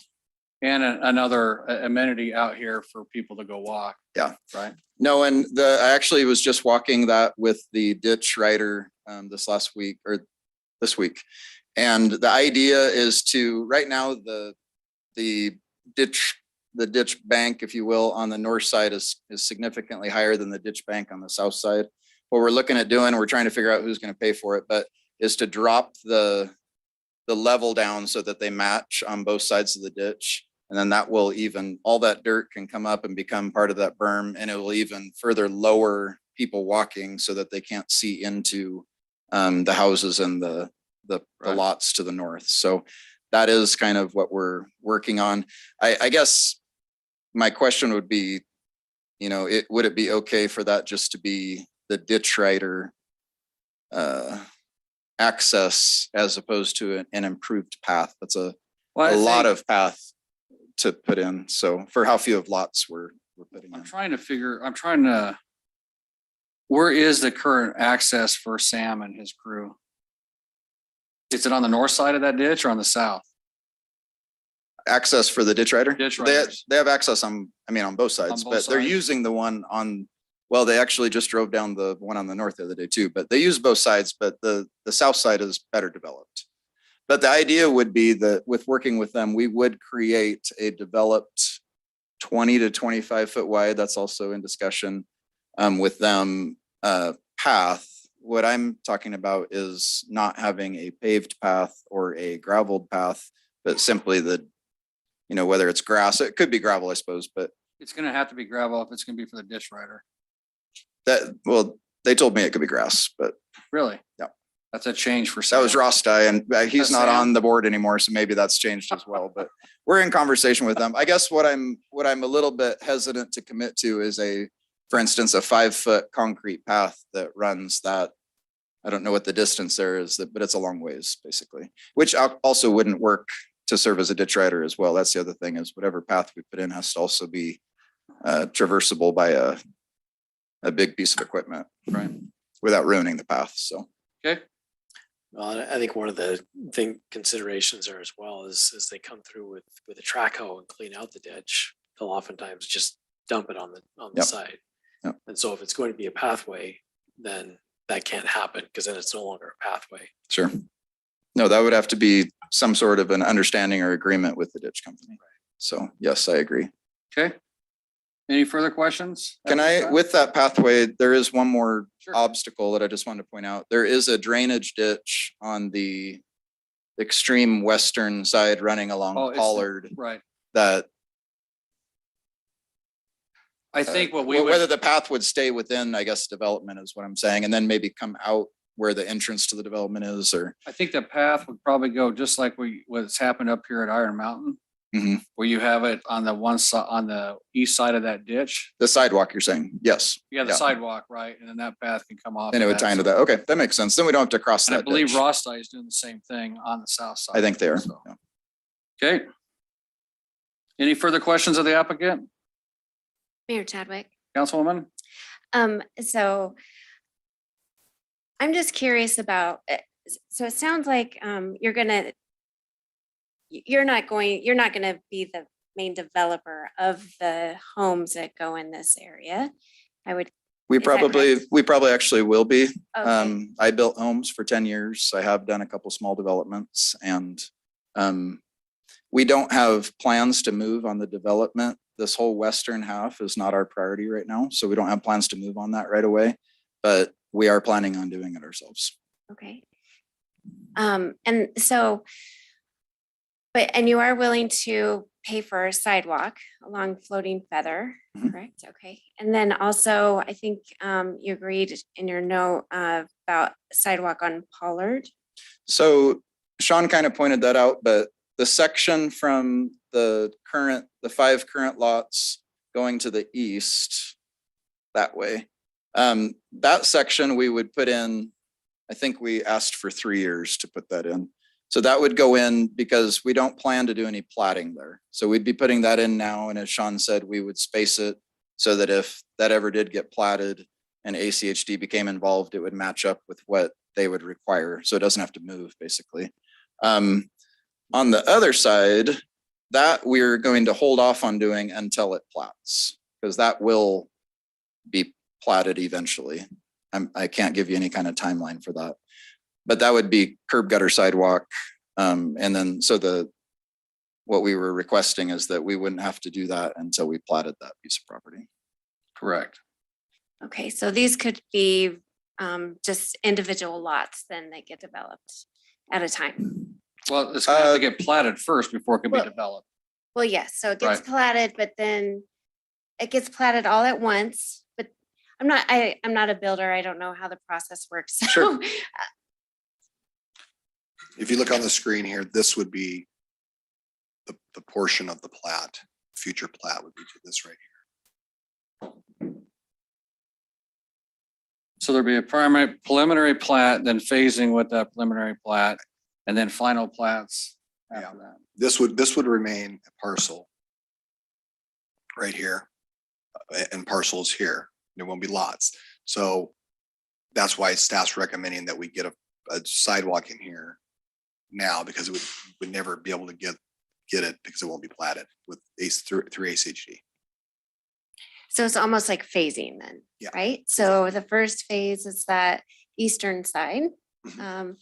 And then the second would be the western portion. Right. And that whole western portion though would be built at the same time or not? Or unknown? I would say unknown. If we develop it, which is our plan, we would probably build one house at a time, if that makes sense, maybe 2 at a time. I can't necessarily commit to one thing or another. We're hoping to do that. We want to maintain control on the looks. There's always the possibility, I suppose, that could be sold. And then someone else, who knows what, they may want a 10-acre parcel and raise horses and not plat it ever. I can't necessarily say how that's going to go down. Typically Sorry. though, Mayor and Council, when you do a preliminary plat, they'll be required to do all the improvements. at one Correct. time On this. So this Okay, will so this that's- will all be, Sidewalks, I think that's all what the your Right. question was. That infrastructure will will all have be to be built put in. at the same time, Okay, once it so plats. once it plats, then all the improvements for like the infrastructure is installed. Okay, and then it could still sit there for many years. Sit there, without- he could build Yeah. one lot a year or one Okay. house a year for the next Okay. 10 years. All right, And then, Thank you for that. and per his request, he's asking for a 3-year time frame in which to build the sidewalk along here. And given the fact that it's going to be a sidewalk to nowhere for quite some time, staff is supportive of that. We can make that a condition of approval. all right. So that section would be in a 3-month or 3-year time frame. And then the west section, It's unknown until he's unknown plats it. until it gets platted. Okay. Thank you. You bet. Okay. Any further comments or questions for the applicant? Okay, you have a sign-in sheet for me? Okay, thank you. Okay, so we're gonna, I'm gonna run through those that wish to speak. Mr. Ryan, I think you're doing the timing, right? So you have 3 minutes to speak. Remember to please state your name and address for the record. And then we will keep moving on. All right, so I have, let's see, I have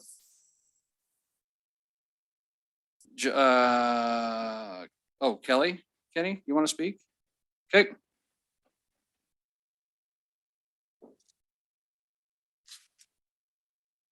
Good evening, you guys. Such a pleasure to be here and to meet you. My name's Kelly Kinney. I reside at 8675 West Floating Feather Road in Star. I'm married to that handsome fellow that was just up here. I feel extremely honored and very excited to be up here in favor of annexation of our property. As Josh has mentioned, this was a dream on paper just 5 years ago, and to see it come to life in this capacity has been a dream come true for our family.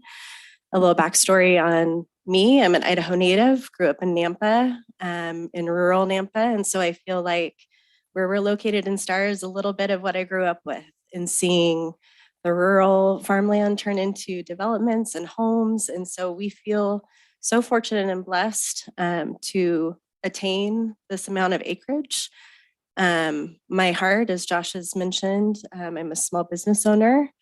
I love the concept of bringing jobs to the city of Star through moving my business to one of these barns, as well as creating a coffee shop, cafe. The farmers market idea was something else we wanted to bring forth to you, knowing that Star doesn't really have one. We're open to that possibility on our property, and we love the concept of community. We love the concept of being in harmony with our neighbors and creating and sustaining a piece of property like we have been given to be beautiful, to be something that Star is just a glowing point for Star. So we are open to what you guys want and what our neighbors want, and we're just very thankful to be here tonight. And I'm very excited about the future and potential of what this property will offer us and offer the city of Star. So thank you. Okay, thank you. Mr. Jeff Robbins.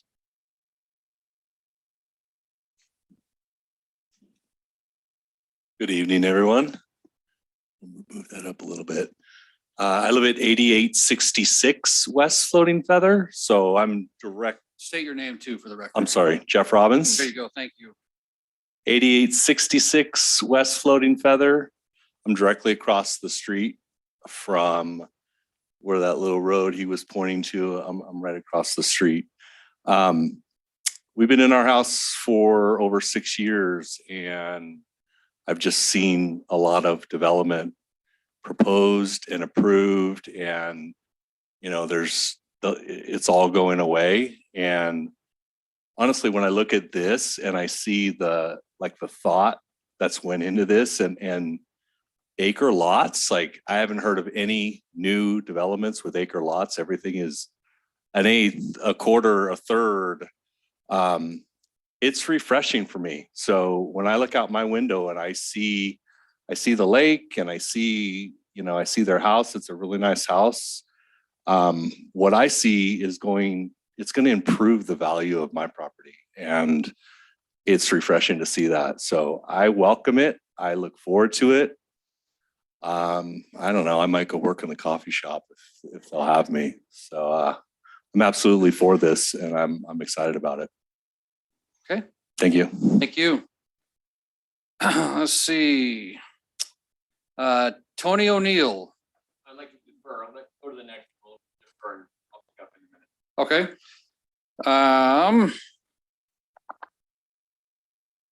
Mr. Michael Prin. Okay, so So hang on a second. I gotta have, just so it gets picked up on the microphone, I gotta have you get closer to that before we start talking.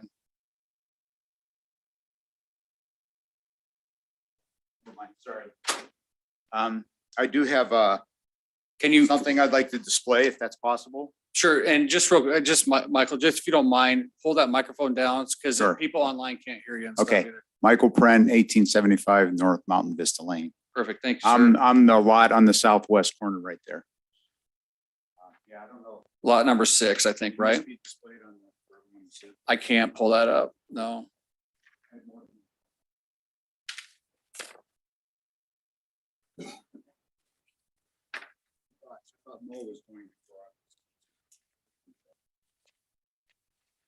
And one from you, sir. And That's all right. I'm gonna, so make sure this gets to Jacob right there for the record. Say, all right, go ahead, sir. okay, so I particularly want to address, there's a lot that was presented here and can't really get into it time-wise, but my issue, and I can't believe this wasn't mentioned, was in the application, there are some lot expansions and splits, and I'm particularly concerned with the lot expansion of lot 1, which is where the barns are. That's the one that we released for Josh's business right there, which he's established. And he's proposing moving that over to all the colored areas that you're looking at, okay? And then splitting that off again into a parcel, leaving the blue one there, I think, I'm trying to remember this, as a residential lot, and then the rest would be parcel 1 of lot 1, okay? And my concern with that is, it seems like the assumption here is that the amendment and the release from residential requirements would go along for the ride with a bigger lot 1, and that's completely wrong in my mind. That's like, lot 1 is mentioned in Exhibit A of the amendments. It says this applies to lot 1 in Exhibit A and the plat thereof on file with Ada County at the time that was filed. Okay, so that amendment allows commercial use on lot 1. And so to me, that's certainly mixed use. I mean, that's a valid zoning there. I'm really uncomfortable with any designation of mixed use to the west of that because of this expansion. In fact, if that's allowed in the you don't have a lot 1 anymore is referred to in the amendment. Lot 1 referred to in the amendment doesn't exist. So therefore the amendment doesn't exist and it's null and void. I don't think that's the intention here. That sounds like a hornet's nest that we don't want to throw a rock through that, because the Kinneys would be in violation for what they're already doing, negating all the effort they've put in. So that's kind of my bigger concern. I'm hearing a lot of stuff in here that sounds like a lot of plans. Plans are not binding contracts. I think we need to be a little bit careful about accepting those as ironclad. Okay. By Josh's own admission, he could turn around and sell this the week after it's approved or part of it, which he has a right to do, certainly. But I wanted to more or less focus on this area that I believe is in the orange that's added to the yellow. I don't want to see that. It feels like a sleight of hand trick. It's like, okay, you're not bringing that up. Nobody talked about it, that's going to become mixed use. I think that should all be R1. And since the applicant, it sounds like to me, the applicant has to come back anyway for platting and development agreements and sidewalks and all that other good stuff. So if we do come to an agreement between the 4 neighbors and the Kinneys, that could always be revisited and reapplied for and zone mixed use if that was required. Mr. Prin, that's your So- claim. So. So I that's- just real quick, Mr. Friend, Sure. so this is, you're gonna go over your 3 minutes. Oh, That's I'm okay. sorry. No, I'm Nobody gonna let warned me. No. So just so that you're clear on this, on your map, this is exactly what we were talking to Okay. about keeping the mixed use where that lot 1 currently resides. Right. And making sure the R1 goes right up to that and coming back Okay, up line. I That's wasn't- what that discussion was before. I was a little unclear on that, Sure. listening to it. It seemed like it kind of went one way, then the needle moved the other way. Right. So I just wanted to, lay the groundwork for this argument about if you have this lot 1 and now you have this amendment that applies to that as platted, and then you change lot 1, Right. what happens to your amendment? I'm not an attorney, but it seems like that's a We all can play troublesome one on TV thing. though. So, Mayor Chadwick. Yes, sir. Yeah, but Mr. Prin, Sure. that's exactly behind okay, the conversation that I was having with the applicant about Great. not creating a conflict between what we do in zoning and any contract that you have. It sounds to me like the amendment that based on your language here tonight, it sounds to me like the amendment that you have is written such that the change is applicable to the lots as drawn at the time of the amendment.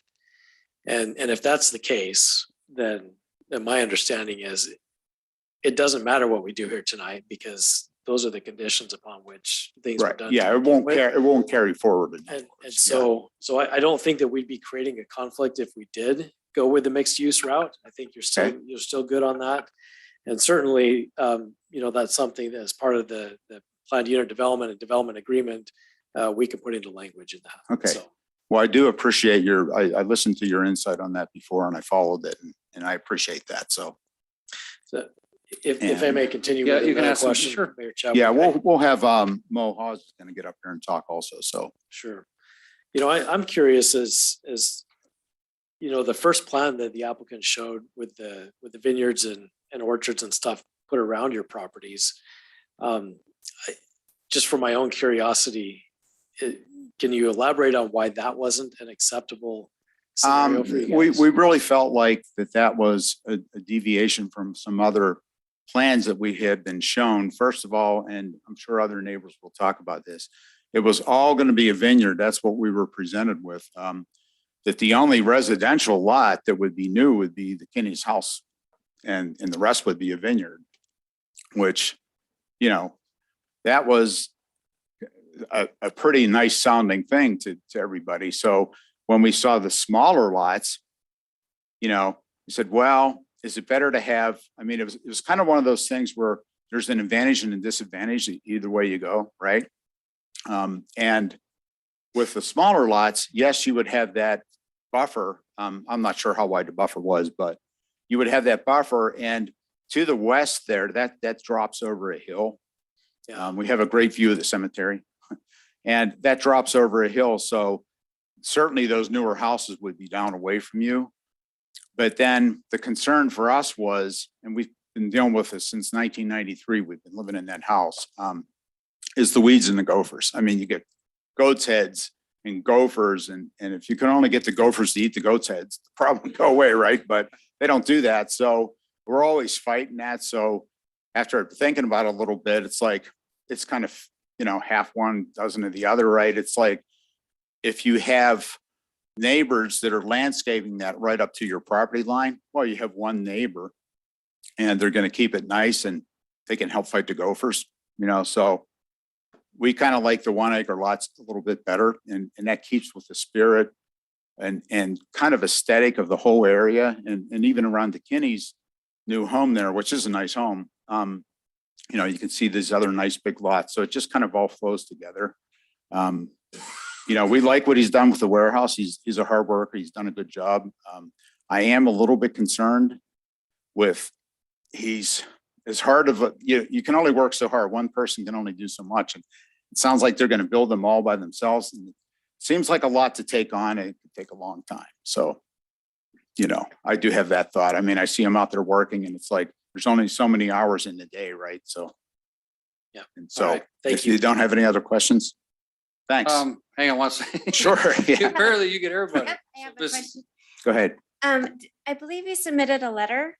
Is that correct? Oh, yes, I did. Yes. You? I Yeah. think most of the items we've discussed here, Yes. but one that we haven't was, you stated partial annexation of subdivision. This was point number 4. Well, houses on Mountain Vista would be left in unincorporated Ada County. So, and then all lots should be considered for annexation. Can you expand on what you meant there? I can. That last one is a point of contention right now. Not everybody on the street is sure whether they want to be annexed into Star or not. We've had conversations about that between the different neighbors. And so that's changed since I submitted that. Our attorney, Mo Hawes, will talk more to the annexation part. And by the way, I know that what I submitted and what Tony submitted was a lot to read through with the CCRs and the amendments and everything. So I appreciate the attention. I know that it's a lot of work being a councilman. You guys got a lot to wade through. So thanks for that. So anything else? Anything else for Mr. Breen? He got more than what he bargained for. I sure think. did. Maybe I can just fire the attorney and just Right. call it a day. Okay, thank you We'll very call much. Mr. Mo.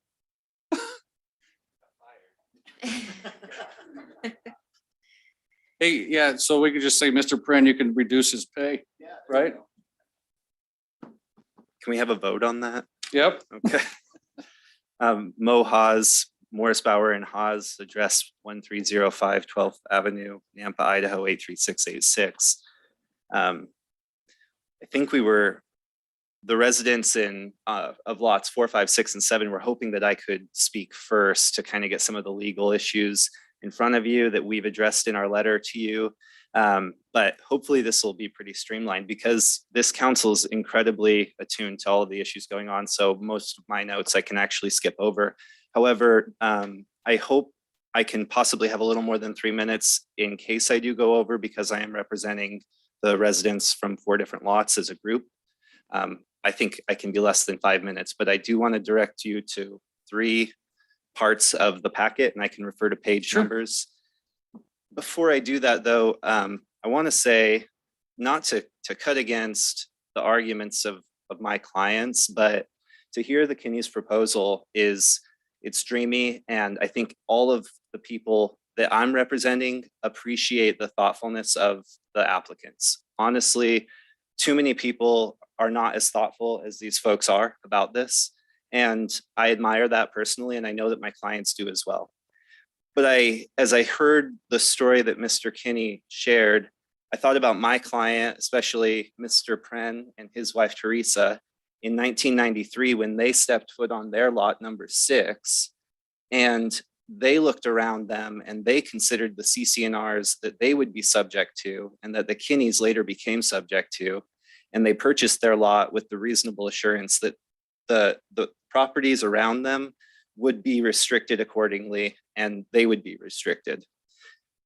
Contrary to the letter I sent you, I'm actually going to make a different ask of this council. Based on the language I'm going to share with you, we're going to ask that this be tabled indefinitely, because by the strict language of the CCNRs, no development can occur. A condition precedent is established in the re-subdivision section R of the CCNRs, which is on page 54 of the packet. And I want to read it verbatim because I think it's important that we not skip over the language. Even though my clients have said that what they'd like to see are 1-acre lots, this provision actually establishes that no subdivision beyond what currently exists, including the Kinney's home, can be, there can be no more re-subdivision. So it reads, in order to better carry out and preserve the intentions of the grantor to make this subdivision strictly of suburban acres, it is agreed that no lot is to be subdivided or shall be sold or offered for sale containing less than the full area described in the plat hereof. So you have the plat, and the plat describes lots 1, 2, 3, 4, 5, 6, and 7. And there cannot be any further subdivision of those lots. The fail-safe comes in at the end. In the event that these covenants and restrictions are abolished by subsequent act of the owner, I think that's supposed to be owners, based on a later provision I'll take you to, as herein provided, no lot shall be re-subdivided to less than 1 acre. So my Or clients, Chadwick, Councilman Nielsen? you're now going to get more than your 3 minutes. okay, I don't want to skip over the center part of that, which Sure. I think is also a clause in there that adds context for sure. Yeah. Any proposed re-subdivision of this plat. Actually, let me back up. The plat of this subdivision shall not be amended without prior approval of the Ada County Zoning Commission. So that there is a provision for it to be amended. absolutely. And any proposed re-subdivision must comply with the Ada County standard for subdivision. So I'm not seeing the exclusion, so I want you to comment on that. Absolutely. And I definitely intended to. I'm not here to say that there is a wholesale hard stop on the Kinney's proposal. What I am here to say is that the Kinney's proposal has a hurdle, and that hurdle are the neighbors behind me. They need to get the consensus of their neighbors to amend the CCNRs, just as the neighbors did with them in 2019 to change their Lot 1 use to mixed use to allow for their commercial purposes. That's the condition precedent under the CCNRs. They need the neighbors to amend. They need the neighbors to agree to the 1 acre lots. And unfortunately, the Kinneys have come before you to ask you to help them breach this contract rather than have the neighbors help them amend it. That's how my clients feel about it. And am I answering your question? You know, I think so in part, but I've Okay. got some additional questions on Sure. that. So first of all, I'm not seeing a provision in here where the CCNRs require, and maybe it's contained somewhere else, but can you help me understand where does it say that the CCNRs are required that everybody come together and agree? Because what's called out here is that it's the Ada County Zoning Commission. So the Ada County, the amendment has to be approved by the Ada County Zoning Commission. Importantly, and I don't know how this occurred, but in this packet, there's an entire page that's left out of the CCNRs. So I want to take you there. And what we need to do is go to page 11 of the CCNRs, which is. And while you're going there, I'll also say that whatever decision we make here tonight, Sure. You've got a contract in front of you, and you know well that we can zone this, we can put any sort of conditions on it, and yet there's a contract that's really the biggest hurdle. So I agree. but I don't think that what we would be doing here would be helping them be in breach. Well, I think that if they get approval for this project for a different zoning than is approved by or allowed under the CCNRs, or if they're allowed to subdivide their lots by virtue of this body giving them that permission, it is assisting them in a breach of the contract. I can understand if you're limiting the scope of that to what your action would be tonight. The reason that I've asked that this be tabled is because I think that the Kinneys should come back to the city council, having come to an agreement with the neighbors within the terms of the CCNRs before the city council makes any preliminary approval of this plan. Because as proposed, it is a breach of the contract in my interpretation. I got it. Thank you. Do you And you still, said page 11? I think I found it. you found where the page is skipped? Well, no, you said to go to page 11, so that's where I went. So you see how page 11 skips to page 13. I don't know why that occurred, but what is important is that on page 12, subsection 7, Do you have a copy of page 12? I have it up on my computer, but it continues on to the top of page 13. I don't know how to. maybe Can you email it to you and just have you make some copies of it for us? Can you just real quick email it to Sean and so we can make some copies of it? Unless you have a hard copy, we could go make some photocopies. We may have it hard copied. Importantly, all that I'm going to show you there is what you already know from the Kinney's presentation, which is that in order to amend the CCNRs, it required a certain consensus of the neighbors. In this case, it's 75%. So they don't need a unanimous consent from all of their neighbors, but they need 75% of lot owners. And that's what the terms and amendment section directs. So kind of got a field there, but that's essentially what what we're asking is that this be tabled until the Kinneys take the time to come to their neighbors with a proposal. I think that the neighbors have every right to prevent any development whatsoever, including extension of lot 1 and mixed use of that for commercial purposes by the basic terms of the CCNRs. And I don't think that that's their intention, but right now the sentiment is that rather than coming to them in this instance to discuss the proposal ahead of time, the Kinneys have come to you to ask you to approve a proposal, and that it would be a backdoor approach to breaching the CCNRs or not having to have that conversation.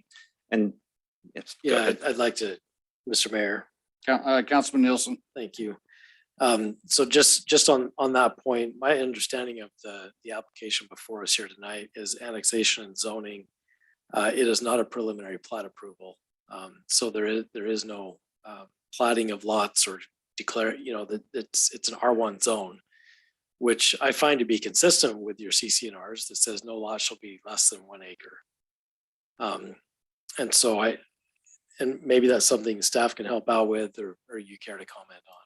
But that's where I'm failing to see the breach here, because there would have to be a plat in order for there to be, a legal demonstrated intent to build.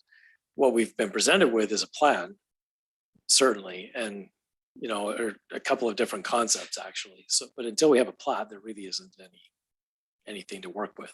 Yeah, Councilman, you're correct. And I apologize if I misstated what I'm trying to communicate. That's all right. Which is not that they will be in breach of the CCNRs based on your decision tonight, but rather that your decision to approve their plan going forward is setting them up, if they can follow through on that plan, it's setting them up to breach the CCNRs, because I don't think that the CCNRs read to say that there can be re-subdivision of any lot to 1 acre or greater. It says that no lots beyond what is platted shall be re-subdivided unless by consent of 75% of the homeowners in the subdivision.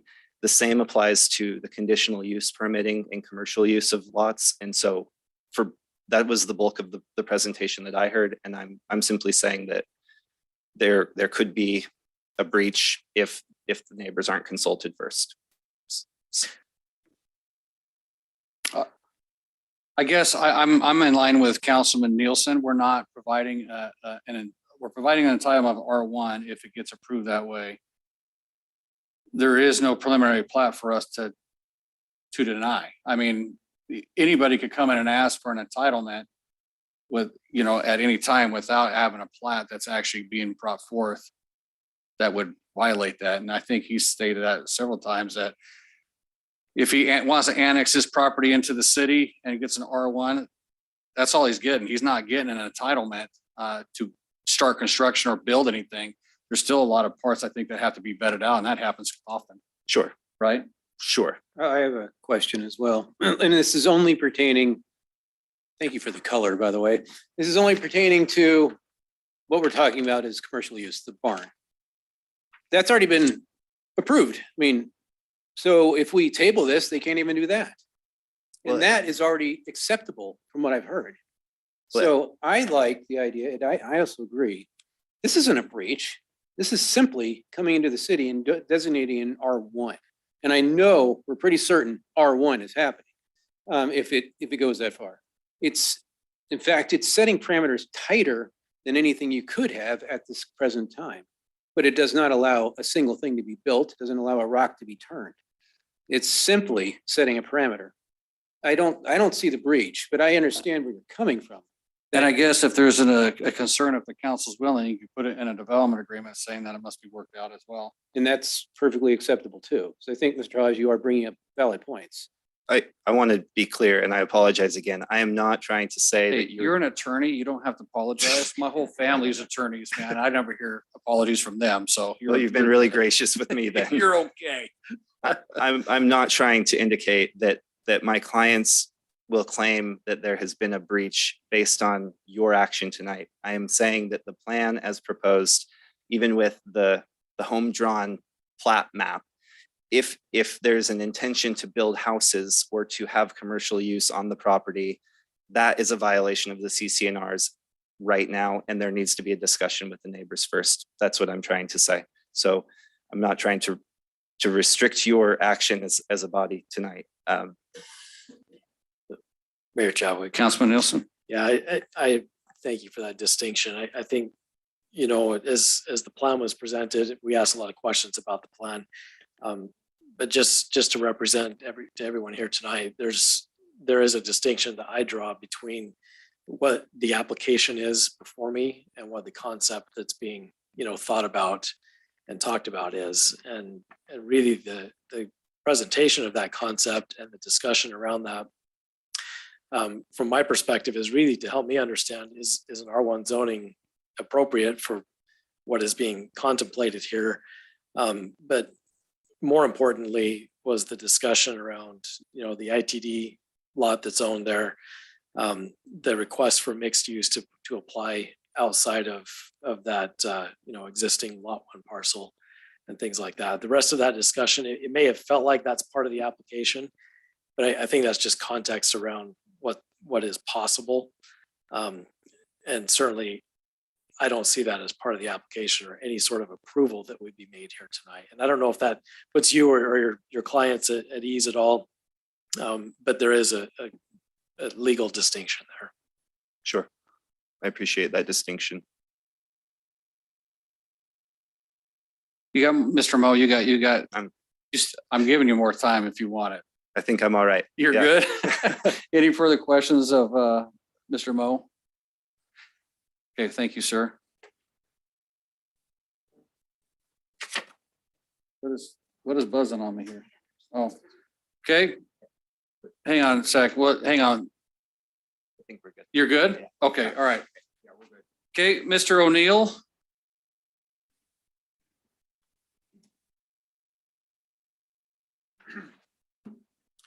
Tony O'Neill. I live at 1910 North Mountain Vista Lane in Star. I live on lot 4, I think. It's 4. So just a few things. 3 minutes isn't very long, as much stuff has been discussed here tonight, but you know, we as homeowners, the 4 of us that have lived up there for 20 years, as the attorney also mentioned, you know, we stepped onto that ground with the understanding of what we would have there for perpetuity, right? You can see, you guys know the building that's going on around us everywhere. And we want to protect that. We bought those lots with that intent that those would be acre lots forever. And I don't think you're saying that that wouldn't be possible, but from February of 2020 to August of 21, Josh has put forth 3 completely different proposals for his vision for this thing. The first one that we ever got has been referenced a couple of times here today as attachment 8 in the packet. I won't bore you with the details, but it shows our 4 lots, 1 house, 1 barn, vineyards, no houses. In fact, he put in writing to us, no houses. Wouldn't build any houses. The person he mentioned that had that property under contract before he did was me. I went to my neighbors, as I was hopefully he would do, and I got shut down because a couple neighbors didn't want a little higher density on that west side. I fell out of contract because I couldn't get my neighbors to buy into me. Many times he's put in writing that he wouldn't build houses on there. Now he's got, I don't know how many there are, 13, whatever, and there's no roads in there. This plat right here was done in spite of the neighborhood meeting that we were invited to, where we all voiced concerns about what he had on paper. And he went home that night, drew up a new plat, said, what about this one? Because it showed acre lots. Not a lot of thought put into that. You can tell that he hasn't, and rightfully so, I get it. There's a lot of land there, a lot of opportunities, but if we as homeowners sign off on something with this vision that can't be clear and nebulous, and then we're stuck. The point the point about this, the beginning point of this is can he get annexed in to the city of Star with that property and those CCNRs in place? Fundamentally, can he even get an annexation, let alone the zoning? I don't believe he should be able to get an annexation in there with the CCNRs and the 4 homeowners that are sort of against that at this point. That's all I have. Okay, any questions? Yes, sir. Councilman Nielsen? Mr. O'Neill, thanks for Yeah. being here tonight. I'm curious as to, I mean, you've got 4 owners there, and there are boundaries drawn around the lots that you guys own. You don't own this other property. I'm curious as to what you think your role is in the development and what happens to that property. What should go there? Well, all I can refer back to, Councilman, is what the CCNR say. What was the first part of the question? I'm sorry. Well, what entitlement do you have Oh. is essentially what the question is. What entitlement do you have? Yeah. As an owner of your property to your neighbor's property? Well, he's part of our subdivision. Right. I mean, I'm a lot owner. I'm one of 6 lot owners in that subdivision. Yeah. And you need 75% of that 6, which in my calculation is 4.5, 5, to do anything amending those CCNRs. And your CCNRs contemplate minimum 1 acre lots. Yes. Yeah. So what do you think should go in this property that the 4 of you don't own? There's a lot of property there. Mhm. What should happen with it? Well, again, a well-designed 1 acre subdivision, couldn't argue with. We bought into that, well-designed, would hope there'd be some buffers around our properties, but if not, we bought into 1 acre lots. So help me understand. I realize this is a hand-drawn plat. We're not approving a plat here tonight, but what's drawn up here is a subdivision that is greater than 1 acre lots. Well, I mean, in that aspect, you're right. I think it would need to be refined, of course, right? Access and location and fire access and all of that certainly needs to be amended. But if a preliminary plat comes for approval by the homeowners that shows 1 acre lots, you might be able to dialogue about it, but I don't think you could shut it down. So all I'm saying is I think each of us, 4 of us, ought to be able to have a conversation about what happens in our subdivision. Well, sure, and you do have that right within your CCNRs, but if your CCNRs allow for 1 acre lots, where's the conflict here? Like I said, again, Councilman, 1 acre lot, well planned out, doesn't, but if you read he's planning to split these off in albeit less than or more than 1 acres. But again, the inconsistency and clarity on his plan from no houses to, I don't even know what this is, 14, is a lot different. He kind of got us hooked on his plan with vineyards and open space. Said, heck yeah, that sounds great. Especially when I had a plan that had a few acre lots and a few more densities. And, I didn't see a big problem with that, but it's the approach, right? It's the 3 plans. It's the kind of pushing things through. He sat in a neighborhood meeting and said, we're not here to talk about any CCNRs. We're not here to talk about HOA. The city's going to let me do what I want to do basically anyway. And we kind of took offense to that, right? We've been there for 20 plus years. So can I do a follow-up question? Yeah, I'll just respond to that Okay. real quick. Is that all right? So Yep. The city won't let him do whatever he wants to do, We thought that. outside of your CCNRs, but the city can in fact annex and zone the property without affecting your CCNRs. There's that hurdle to come with. So, to be fair, I haven't read the entirety of your CCNRs, but what I have read seems to indicate that 1 acre lot subdivision does seem to be acceptable. So again, I'm trying to understand where the failure is here tonight. You know, I get it that no houses is better than some houses, you know, in opinion. But we have to look at the entitlement of the ownership of the property, right? And CC&Rs are addressed separately. We don't rule on CC&Rs. We don't judge on CC&Rs. That's handled external. That's a private contract. Does that make sense? You don't have a duty to protect that contract? No.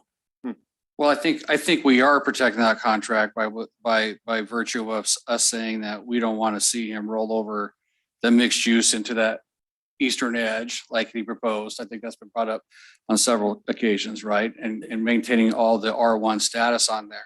Now, I'm going to ask you this. So we have a development agreement that would be in place with this, correct? With this project. In that development agreement is the contract between the city and the applicant. And you said, well thought out R1. What does that look like to you? You know what I mean? I think you said you drew something out. What does that look like to you, that if it's something that we could put into the development agreement, that means that he would have to bring it back to the city in a plat that would look like that? You see where I'm going with that? Yeah, sure. So let me make sure that I understand that the city could annex in his 23 acres into the city and make it a separate subdivision. Okay. It'll be the same subdivision. Okay, then I'm still a 1/6 of the owner of that. Sure. Of that subdivision, right? Take 4 or 5 of us to allow that annexation to happen? No. Is your CC&R say specifically that he cannot annex, anybody cannot annex into the city of Star? No, but would the whole subdivision be annexed in? No. Your properties would stay county. Okay, so take that to its extreme. 5 years from now, he's a separate subdivision. He comes back in and wants R5 on that west side. He hasn't built them yet. No, Is it he would only have to come through the public hearing and ask for it again. And he won't be a Not separate subdivision. Right. I'm sorry. He won't be a separate. Oh, it won't be. subdivision. Yeah, you're right. If that's what you're asking, correct. He would not be ever, No. could never be. Now, as far as you guys annex again, my philosophy is if you don't want to be part of the city, then don't be part of the city. I have no interest in doing a category B or C annexation, which is a forced annexation by a city. I put that on record on many occasions on there. I think if you as a citizen want to be part of the city, great, be part of the city. If you don't, With all due Yeah, with respect, that you're too. the mayor today. What happens? you're right. I am the mayor today. Unless the legislature changes annexation laws on that, category A annexations, a landowner has a right to annex into a city that's there under category A, right? Category B and C, that's where the city takes over the annexation process. I can't tell you what happens in 5 or 10 years. I can't even tell you what the legislature is going to do this year with stuff, right? I mean, we see it change all the time. But, you know, you would definitely have a fight. I would fight if I didn't ever want to be in a city, right, on that as well. So, but I want to go back to if a development agreement, if this gets approved and we have a development agreement, how would you want those lots to be laid out on here? Is there a maximum number of lots you would see for 1 acre on here? No, I don't think so. I think I've done enough flat looking at and drawings to understand what, you know, it's got to function, right? It's got to meet the code requirements and all. And it's got to have the setbacks, like Mike said. And, you know, again, well thought out. This was done overnight in response. Right, I understand. You know, so he threw this We're not- together. So when I look at this, because I'm not trying to badger or anything, but when I look at the long lots like this, is it better to have these to be square lots like Oh, what heavens, yes. the Prince have? This is the kind of thing that I'm asking, Yeah. is for you to tell me, we would like to see these things to be equal square 1 acre lots, Then make him do that. right? Except that you're not going to be able to get that on the south, right? Okay. So, I mean, but for the most part, you can still try to make that fit that way. If that's what you want to see, Yeah, I we can don't definitely think, look at stuff like that. I'm not speaking for my other neighbors, but I'm pretty sure that they all would agree that 1 acre lots are what we bought into. You put you put a plan out there with acre lots that's thought out, roads through it, connections to other parcels, take into consideration ITD stuff on 16. You know, hastily done is not a good thing, I don't think, and this seems hastily done. No, and I get that. And just understand, we're not approving this concept. This concept is not I understand. part of that. It's just an R1 entitlement with the mixed use on the right, on the east side, Annexation. and an annexation. It's not a plat. And so a plat would have to come back through the council. It's the as nose, well. it's a nose under the tent thing, Mr. Mayor. A little here, a little there, especially with the history of vineyards and no houses to what he had on there were a lot more houses. Took it to this to meet the requirements of the CCNRs. The nose into the tent is, I like that statement, actually. That's a good statement. it is, but the tent is hidden. The tent is hidden. You can't see inside the tent. And the whole purpose of this is that this is a public process and it's out in the open. And so I would say that it's a first step in a legally defined process that applies to everybody who does this. And so, this body up here, we're a quasi judicial body in this hearing. And we can judge on land use decisions, and that's it. And I just want to be clear that that's the reason that we can't be an authority for protecting the CCNRs. That would take a district court or some other, actual judicial body to do that. Involving some attorneys, you mean? Yes. I have nothing else. Anyone else? No, that's it. I just wanted to get some of your feedback on how that would look over there. One Oh, you got a question, it sounds like you're asking for lot line matching. No, no, it's not. That's a unique piece of property. If you haven't walked that property, that stuff just south of Friends and Stanford's there is very sloped. There's probably not going to be a house there. Again, I'm going to say it one more time. 1 acre lots, well thought out. I mean, even not well thought out acre lots, we got to absorb that. We would have to live with that right there if we wanted to. If you guys approve that, he could do exactly that. We can't approve that. Well, we're not approved. But This is not I currently understand. plat. I So we just got to understand. understand the difference I between the understand. processes there. So, But but the horse is going to follow the cart, right? The horse will follow the cart. You guys set the cart today, and that's going to something rather than what's approved by. Mr. Mayor, that concept that right there meets very few of our subdivision requirements. Yeah. It would have to be completely redesigned. Yeah, right. So we do have requirements for subdivisions. I understand that. Again, hastily. This was hastily put together. This was.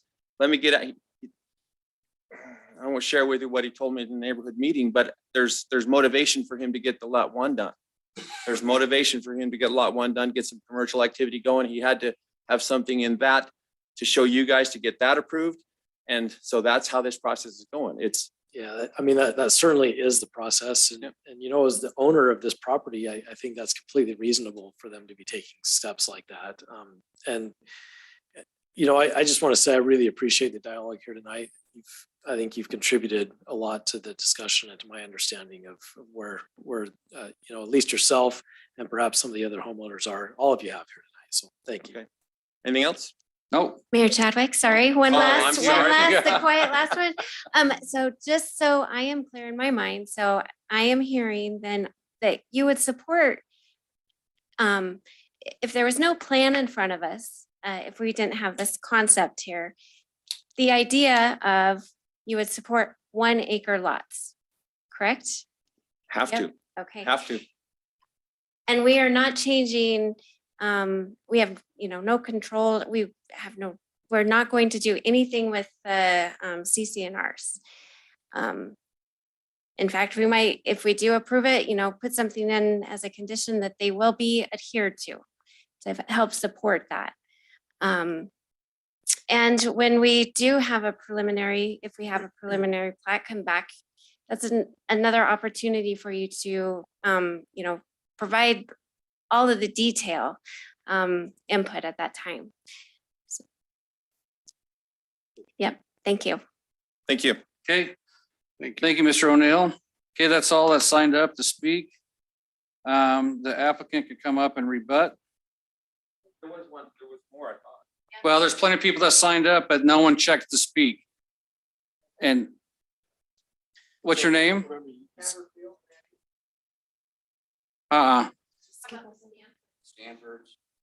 I've got, so I'm going to tell you who checked. I'm going to just real quick. I'm going to read the names who who signed up that did not sign up to speak. So I got Lori and Randy Haverfield, who's for, or is it Erica Porter, for, Jordan Porter, for. Then those that were against that signed up that did not check to speak were Brenda O'Neill, Teresa Prin.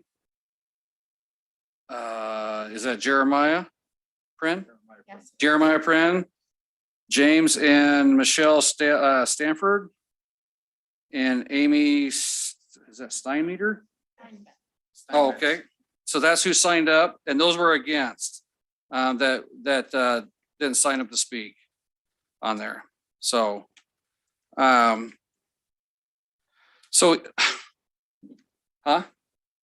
So, right. So is there anything different that's going to be added that hasn't already been discussed? That's the key, right? And also, if you were represented by Mr. Moe, who then he represented you to speak up here, right? If he truly represented all of you. So I'm going to read down this, and if you want to speak, but it's got to be something completely different. It can't be what's already been hashed out. Because honest, I asked even before the hearing for people to sign up to speak on several occasions, right? To be fair with that. And I just real quick, Ms. Dana, nobody's online to wish to speak, is there? Okay, let me double check that first. All right, so Randy Haverfield. And Miss Lori, did you want to speak? You did, okay, all right. Mr. Mayor, Councilman, or council people. I appreciate the opportunity to speak tonight. My name is Randy Haverfield. I'm here with my wife, Lori. We reside at 1015 Heartland Drive in Nampa, Idaho. We're the proud parents of Kelly Kinney. And we have watched with anticipation and much pride in what they've been able to accomplish over the last 15 years. I am also the architect that they spoke about, that I'll be helping them. I've had an architectural practice here in Idaho for over 28 years, located in Nampa. I also serve on the Nampa City Council. I'm council president right now. So I've seen a lot of the same things you've seen as far as growth and how we've been able to try to curb that growth. What I see in this development, and as I've helped or tried to help Josh and Kelly along the path, is to be cognizant of neighborhood, the people that they are living next to, that they work with the city staff, and obviously they're coming before you tonight is with a request for annexation and the ability to zone the property, which is consistent with your comp plan. As I've looked at their plans and the development of the barns themselves, I've helped Josh along the path as far as in hooking him up with a structural engineer to do a forensic review and a reverse engineering on those buildings to make sure that they are sound. I will be helping him also with the development of the buildings themselves architecturally. I've been involved with various lifestyle type developments from Avamore all the way to Ontario here in the Treasure Valley. And we have a multi-state practice. We've worked on all different varying types of buildings, several here in Star. Even with Eagle Christian, newly opened Snake River Dermatology building. So we are here to help them along the path, but it's with much pride. And I think Josh did not mention the quality of work that he does. When he was building homes, I was able to send him multi-million-dollar homes to work on. And it was sad for me to see him step away from the construction industry to help Kelly with the vision that they have, because he does very, as you can see in the home that they built for themselves, it's very high quality home. So I don't think as a neighbor, I would love to have them as neighbors. I'm sad to see them leave Nampa to be a part of your community, but it is with that, open-handed, allowing them to move forward, that we see them doing wonderful things. And I know that they will help your community be very successful. I know in Nampa, we try to create live work opportunities. This is exactly that. This is smart growth. This is something that's a rural urban transitional zone that I think is going to be very effective. And again, if I were living up there, I'd be very proud to have them as neighbors. But then again, Kelly's my daughter and I love her to death. And there was a day that I turned her over to Josh, but Anyway, we are here to support them wholeheartedly and know that they will do a quality project as far as in this location. And if they're allowed to do more homes in the area there, that they will be first-class homes. So again, thank you for the opportunity to speak. All right, thank you, sir. Erica Porter. Do you want to speak? You're good? Okay, Jordan Porter. Okay. Okay, Miss Teresa Bren. I'll actually say So- a few things. Yep. Teresa Pren, 1875 North Mountain Vista Lane. And I know everybody's talked about a lot of things, but one thing that hasn't been really talked about too much that I'm really concerned about, and if you could go over in the drawing over to Highway 16. Go over to the Highway 16 side. Okay. Yeah. And, we know that Floating Feather is getting turned into a cul-de-sac. But yet there's going to be an entrance, and there still is. There's an entrance where that is that L3? I'm seeing, I can't read that Yeah, far. right here. Right here. Uh-huh. Yeah, and I mean, it's dangerous right now, going in and out of there. And then, of course, Floating Feather and Highway 16 is really, really dangerous. And the whole reason for turning that into a cul-de-sac is because it's too close to Rosti Farms. And that will be, it's a high-speed road, and they don't want anything too close. But then if I look at that and I say, okay, well, we're just going to put more stuff in there. And how is that going to work? And then the other thing that I worry about is people cutting through there and going up to Floating Feather Road and using it as a shortcut. So they're basically just circumventing, putting a cul-de-sac there. And so that has me really concerned. It's really, if you ever want to hang out there and see some near misses, it happens all the time. There's already a cross on the road there for Shauna Hill. We don't need any more. So anyways, and I just wish also that the Kinneys would have talked to us, the 4 neighbors, and there was no conversation, so that's it. Okay. You have a question? I don't have a question, maybe just a question for you. So you said that road will be cul-de-sac, right? Correct. So in the next couple of years, next year? Sooner than later. Rosti Development has to, not Rosti, Toll Brothers has to cul-de-sac this in order for Floating Feather to be open down, or the new Floating Feather to be open down here. And so they're working through that process right now with ITD and ACHD. And this was a realignment. This new Floating Feather is a realignment going east-west, even through Eagle on there. So, okay, Mr. Mayor, Council, or I'm sorry, I think Sean? we should also point out that ITD is going to have to approve that access point with those new uses. So I'd be surprised if they did, but that's their call. Yeah. But they'll have to review when before Mr. Kinney can come in and complete his development, he'll have to go through a zoning certificate compliance, and we transmit that to ITD, so they'll look at his detailed plans and they'll make a decision. I mean, they could require a decel lane, they could require it's more than likely going to be at the best a temporary access point. So we'll want to see another permanent access out to Floating Feather. So those details will still be hashed out later. So and in my works with ITD, I'm not sure that they're going to provide much of an access there with the current Floating Feather being open. If that's what you're concerned about the distance and the shortness of that kind of stuff. ITD is going through this new process for new EIS for the Highway 16 corridor going north, and all that's going to end up shutting all that down there. So, okay. Jeremiah, Fran, no. Okay. Let's see. James Stafford. Is it Stafford? Oh, I'm sorry, Stanford. My apologies.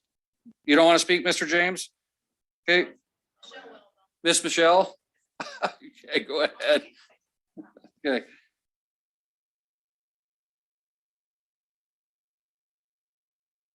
Michelle Stanford. I reside at 1876 North Mountain Vista Lane in Star. Good evening, Mayor and You pull council that members. microphone down there. Sure. Thank you. Good evening, Mayor and council members. Just a couple of things I wanted to add and kind of talk about. We are the owners of Lot 5, so the southeast corner of the 4 lots there. And we've lived there about 19 years now. And I think our lot has been more affected by what's gone on to date with the property being, you know, their house, which is beautiful.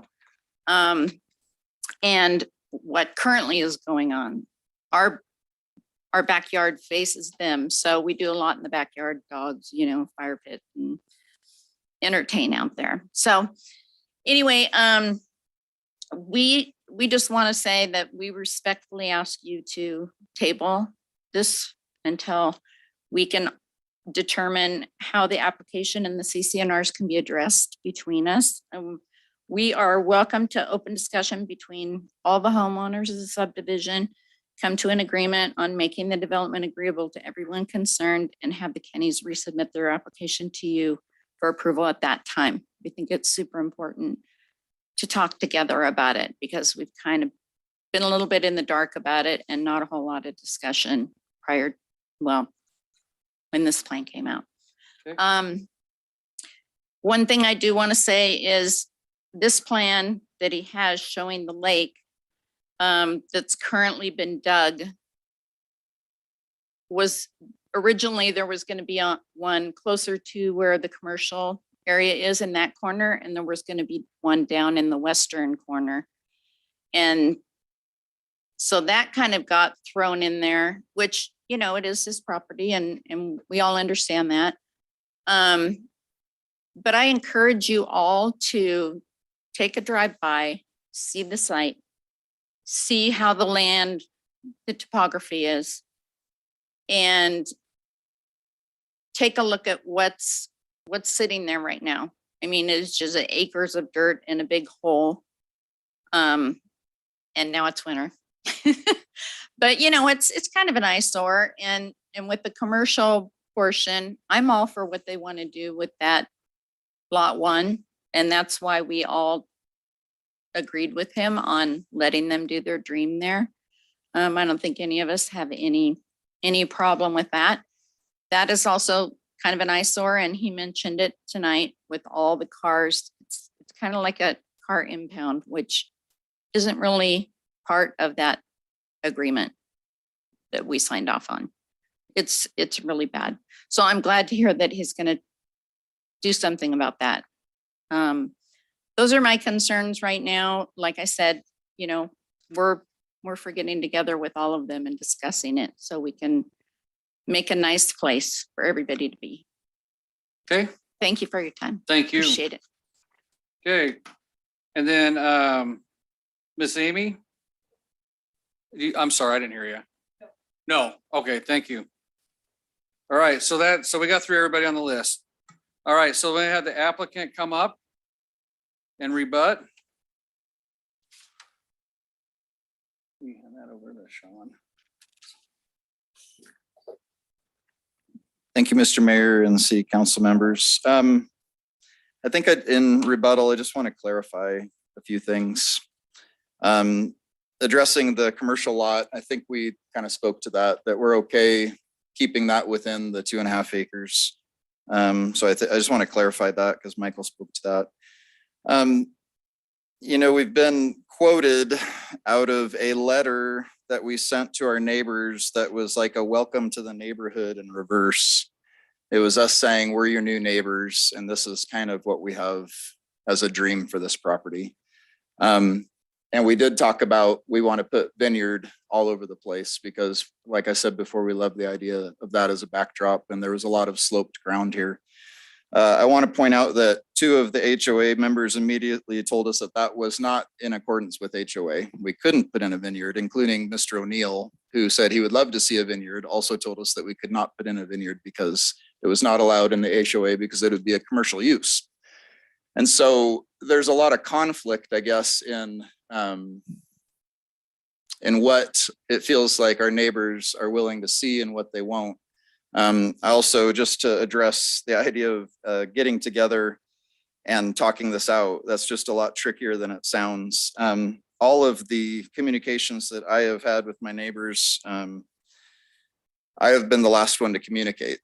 Like I said, we sent this plan to the 3 neighbors that had the most input into it. And Michael got back in touch with me and said he'd like to see something in between. I got back in touch with him and said, you know, we would be open to something in between. And that was the last communication. I sent this to directly to Tony O'Neill, and I didn't get any response whatsoever. Everything that he has said tonight, he has never said to me in response to this, probably because he felt like I did it out of spite, which is not the case. We did put some thought into this. We did not come to Sean and ask about, you know, matching up with necessarily how these lots would lay out. But these lots here, the reason they're long and skinny is for the very reason that this is sloped back here and not an ideal to build down here. I think the CCNRs as written are very confusing. And in the part that their attorney pointed out, which I can appreciate, that part of it, when you read part of it in part, it sounds like you can't re-subdivide, but then it continues on to tell you if you're going to re-subdivide, how exactly you go about doing that. And so it's very confusing. And I think an attorney would have a hard time proving that in a court of law that these CCNRs do not allow for further subdivision. I think they pretty clearly allow for subdivision down to 1 acre parcels. And I think you guys can see that as well. Mr. O'Neill pointed out, I just want to clarify that when we first bought lot 1, he proposed a plat to all of us that included 27 lots on this property. And so obviously what we're looking at is way less dense. And so it's just kind of hard to swallow when he had a plan for 27, but he's against our plan for 13, I think. And so I guess I want to clarify that we're trying to fit with what the CCNRs say. We're trying to fit with our neighbors. We are communicating with them. We could have done it better. I mentioned that we've made some mistakes along the way and we could have done it better. We are trying to honor them. At the same time, the other thing I want to point out is we had talked about vineyard and open space here and vineyard here and vineyard here. This entire area over here where all these lots are, we basically said, we don't know what we're going to do with that. This was not planned out until when we met with staff, they said, you should annex the whole thing in. And that we had to then come up with a plan, right? We had to come up with a plan for what we would do, even though this is our last priority over here to do this plat. And yet we do have to come up with some sort of a plan of what we're going to do. So we have put together, albeit not perfect and not what an engineer would do, we've put together a plan of what we think would work. And we're open to obviously making this prettier and making it match up with the city's requirements. I have no problem with that. I've stated that before. So also, I agree with Michelle. Our house right here has directly affected their line of sight, but this was the best place to put a home on this property. These 2 lots right here are directly affecting their line of sight. Thus, we proposed the smaller lots down here with open space all around. And so I guess I want to come back and say we have tried. And we did meet with all of them. And I just feel that it's a little bit heavy handed in how much input they expect to have when it is our property. And as long as we're following the CCNRs and as long as we're following with what the city wants to see and is requiring, it feels like this matches up and this should be okay. And so I guess I just want to make sure that that's clear, that we are trying to match up with what the CCNRs have called out. Okay, any questions of the applicant? Mayor Chadwick. Councilman Nielsen? So currently in the county, this is zone rural RUT, so rural transitional. So actually a vineyard use is not a commercial use, it's an agricultural use. Now, if you put a store on there, then you got a commercial use. Sure. So I suppose you could not annex that, still do your vineyard and just leave it, you know, as originally planned. And we had talked to Sean about including an agricultural use as one of the uses. I can't remember exactly how that came through, but I agree that I didn't think it was in conflict with the CCNRs. I didn't think it says ag to me, not commercial. Would you rather do that? I don't know what are you suggesting? Say that again. Well, your application here tonight is to annex the whole property. It appears that your initial thought on this, though, was to just make the whole thing a vineyard. I think the reasoning, Mr. Councilman, is and this is where I think Sean convinced me, is that the next time we do this, there'll be almost 500 homes down here that we'll be sending letters to. There'll be like 180 homes up here we'll be sending letters to. Well, And this could be crazy. And so while it's a small group that we can figure out, that's why that made sense to go ahead and annex it now and to kind of establish what we plan to do before we have an even larger turnout of people to give their input as to whether they think we should do it or not. Well, and I guess to that, I would just say that the real implication there is simply the cost of sending those letters out.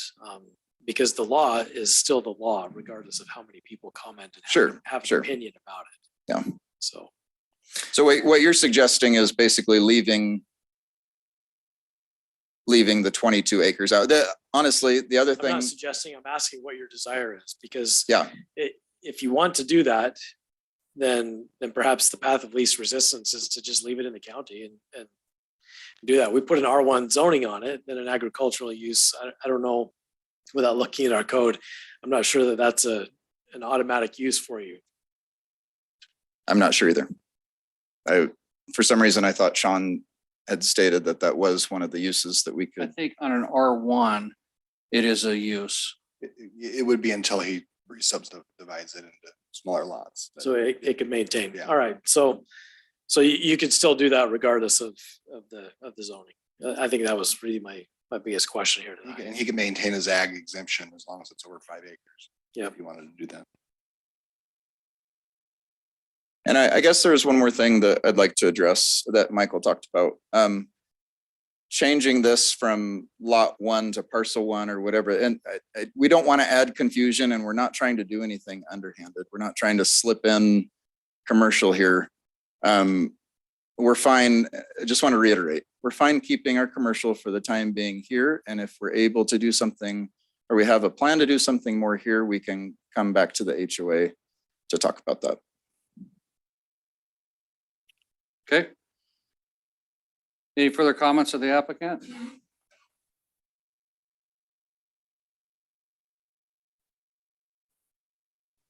Anybody? Any questions of the staff at this time? Am I excused, Mr. Mayor? Not yet. I just want to make certain that these guys don't have a question before I close it, because when I close it, it's closed. Sure. Right. Thank you for your patience. I'm a slow thinker.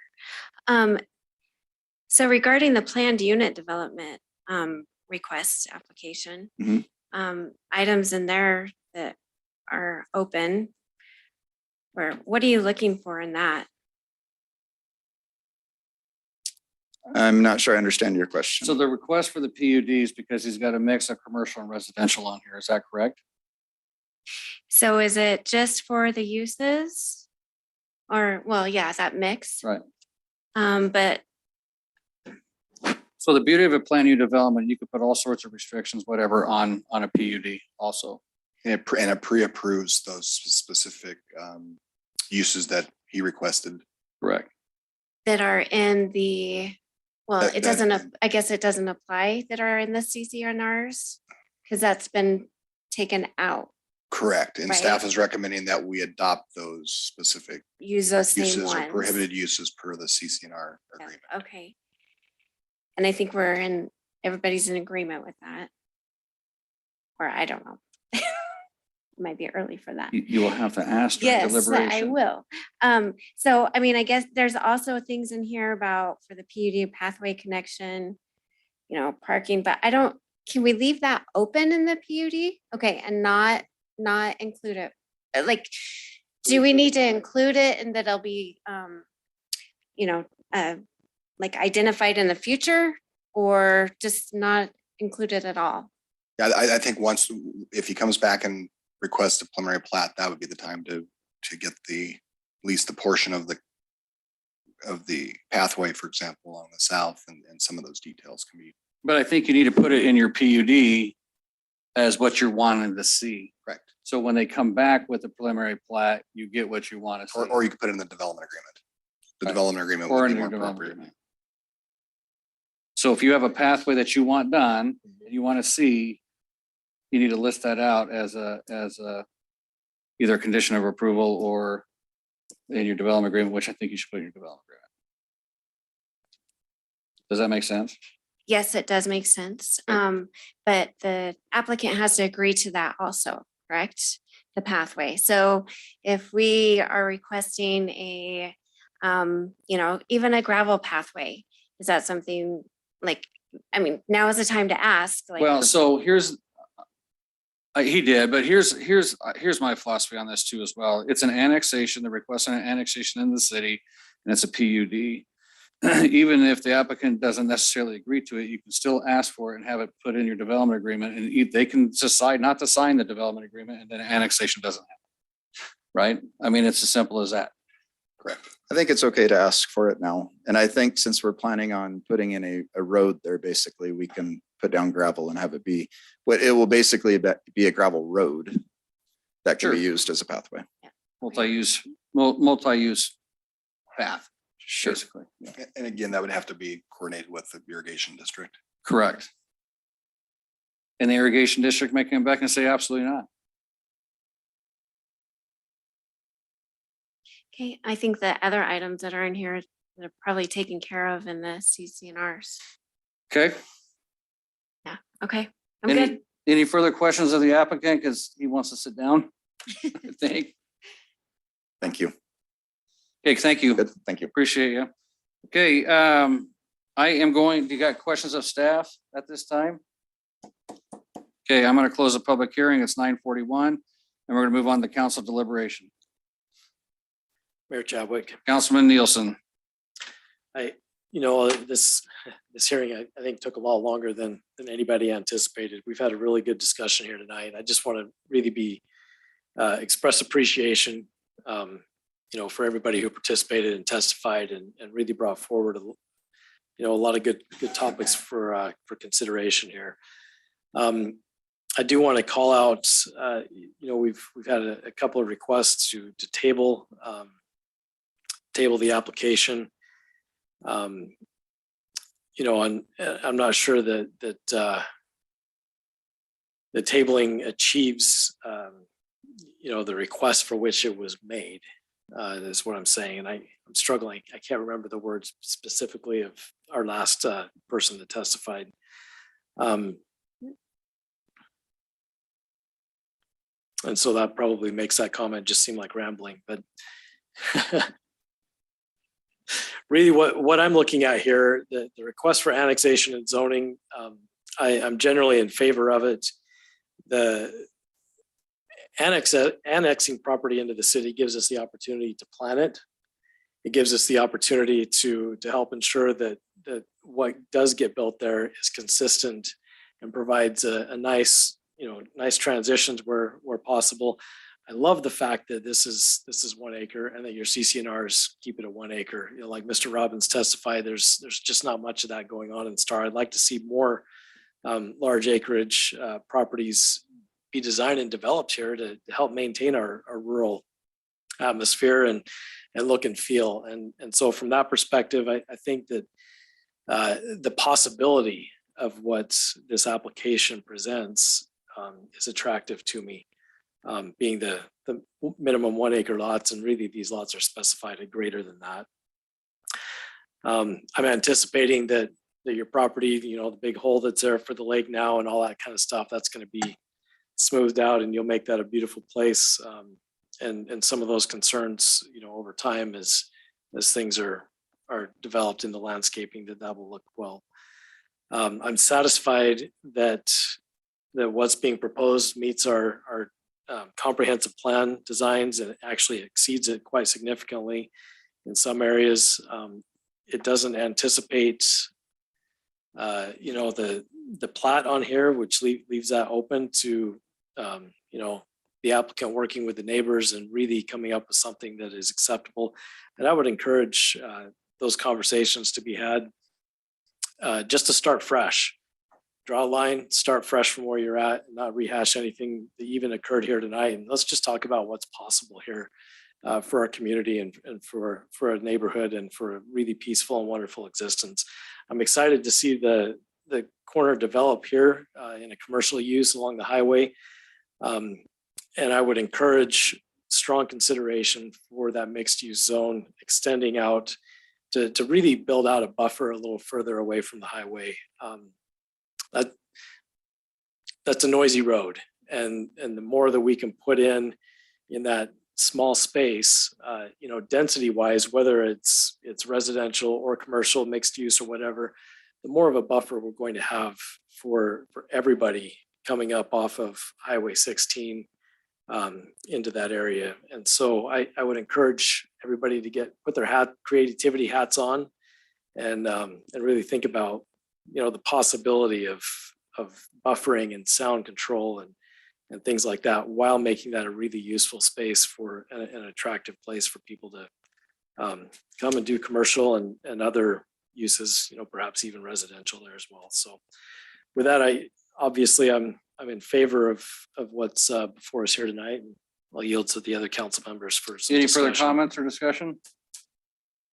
I can just, you know, listening to everything, you got to take it in and, you know, I've always been happy when I get public input. It helps vet things that when you first see something, you go, and when I first saw this one, I went, what the hell is this? I mean, and then I realized it's not a plat, because I immediately look at things like it's a plat. I'm like, how the fire department's gonna say no? And then I realized they're not gonna comment because it's not even on here.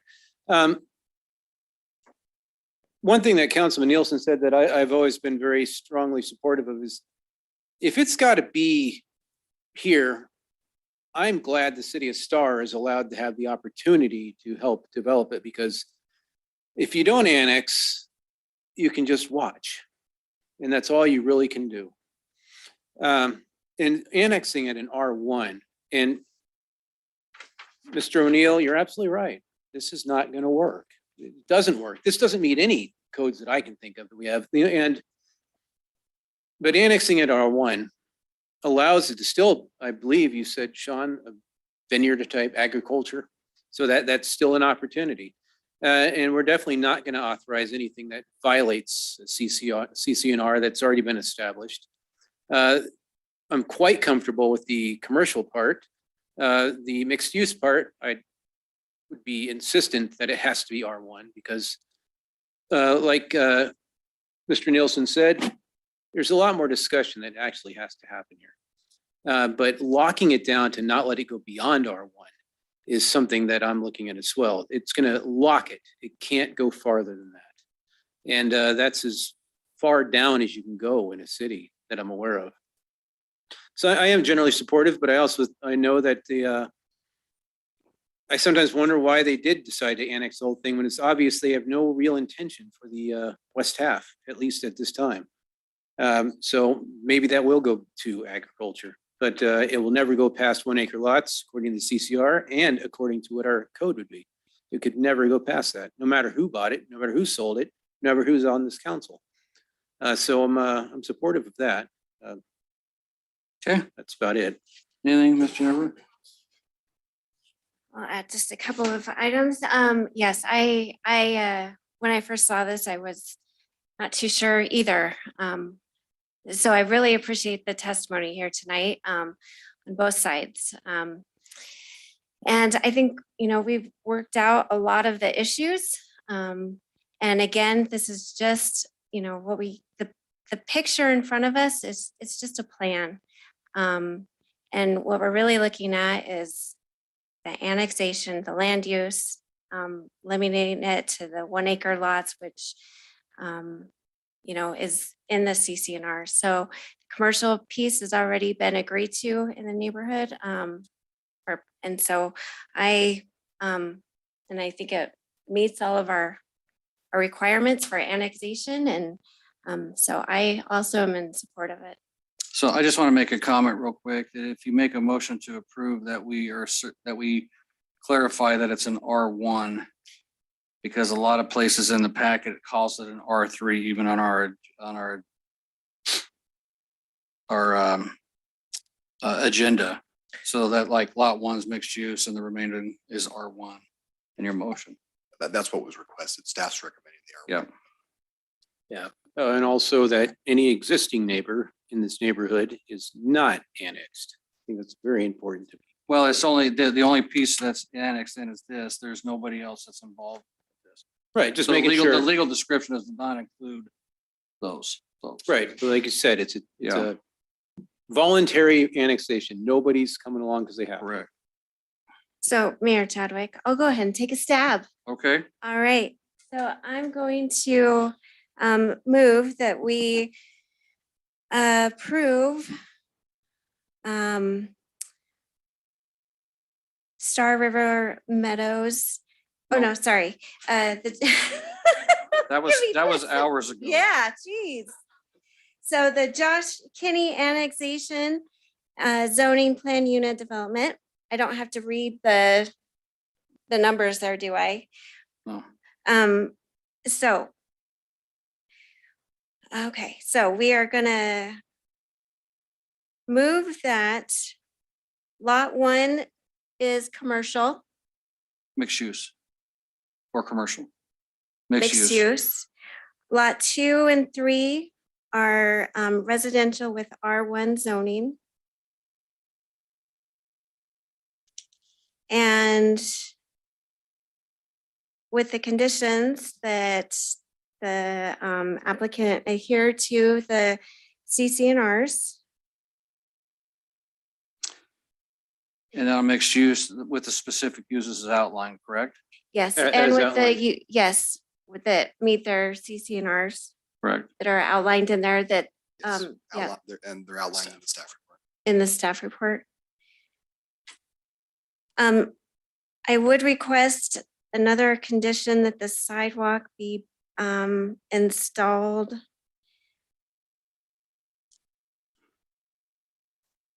This is all on me. The eastern sidewalk? Yep, the eastern sidewalk. When the I'm gonna just go for it. When the commercial zoning certificate is issued, can we go for that time frame?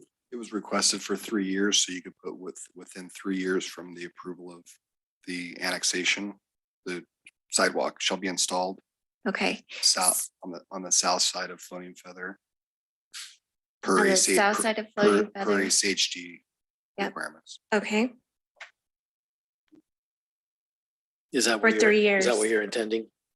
Are you doing the 3 years or what you said? honestly, I would like it sooner. I mean, when there's a coffee shop there, I would like to see that there's also a sidewalk so people can get there safely. Okay. So can we put it when is that when the zoning certificate is issued? That'd be an occupancy certificate, right? Okay, Sean? Yes. okay. For the coffee shop specifically. Well, I Well, think just in any general, business opens. I think that was an example. Okay. I think that's it. Okay, we got a motion. Do we have a second? There was also a pathway along the southern side, and he did mention a berm too, which I think we should indicate must or shall be placed in any plat that comes forth. Yes, 'Cause, I will. That berm and pathway, I think, are very important along that south side. Yep. So I will amend my motion, if I have to do that already, to include a pathway along the foothill ditch. At least an easement. And then that will work together, to. Nope. Don't dilute it. Don't- He's agreed to okay. put in a gravel pathway along there. Yeah, And a berm. And and a berm. All right. So Rashawn, are you writing these down? Can you repeat? Also, I requested the cross access easement to the south into the Rosti Farms development. Okay. If you so choose. And add that too. Could you add one more thing? It's just for that if any plat does come forth, it shows the compliance with the oh, sorry, I got a pinched nerve and every time I move my arm, I jerk. What am I trying to say? Mr. O'Neill said it good. The 75%, make sure that anything that comes forth with us is in compliance with their CC&R, including any voting that is entitled by the subdivision owners or occupants. You know, can I suggest that we don't put that in? Why is that? Just because this body being a quasi judicial, I don't want to put us in a position where we are trying to interpret their CC&Rs and make a ruling based on that. Well, something, just- we have stated it has to be in compliance with their CC&R. Right, which I did put that in my motion that I they're guess that would gonna, include voting Correct. in a quasi way. But it's specific to as recommended in the staff report. So that's the distinction. We're not trying to interpret their CC&Rs. All right, as long as it's understood that there will be some verification of some kind. That's already in the staff report, though. But the preliminary plat will meet the Unified Development Code requirements. Right. That's what has to. Yes. So this is a group effort. Mayor Chadwick, Yeah, can I thank you. contribute? You can contribute and then we're gonna redo this. Yeah. Okay. Ms. Councilwoman Salmonson, Uh-huh. you've done a great job. oh my gosh, yep. Thank you. Okay, I appreciate the effort here. So one of the things that I would like us to consider here tonight is a minimum lot size of 1 acre. So not just the R1 designation, but a minimum lot size Right. of 1 acre. Yes, because with an R1, you can take out streets. Yeah. So make sure it's 1 acre lot You can size. average it out. And Right. so I don't think that's the intent of the applicant. But I certainly think that's the intent of the neighbors and probably the CC&Rs. And there's plenty of room here to do that. So remember, it's important to get everything in this development agreement with this approval because just like it's been said, it could get sold and it follows the property. Right? Okay, so I'm gonna have you restate your motion Oh my goodness. and then I'm gonna okay. have Sean read off the conditions that we stated. And Councilwoman, Yep. you can make the motion and just request Sean then to read off those things. Correct. Oh. That would make it really clean. Yep. Yeah, put it on Sean. All right, then I am going to move that we approve the Josh Kinney Annexation Zoning Plan Unit Development with the conditions that Sean is going to repeat. So I have sidewalk along Floating Feather to meet ACHD requirement and look for location at the time of development of the commercial use. Okay. South side. South side. Okay. Have a cross access easement to the south along Rosti Farms or to Rosti Farms. Got a gravel pathway with a public easement along the southern boundary of the property. Berm. Got a berm. Okay. Limit of minimum of 1 acre lots, residential lots.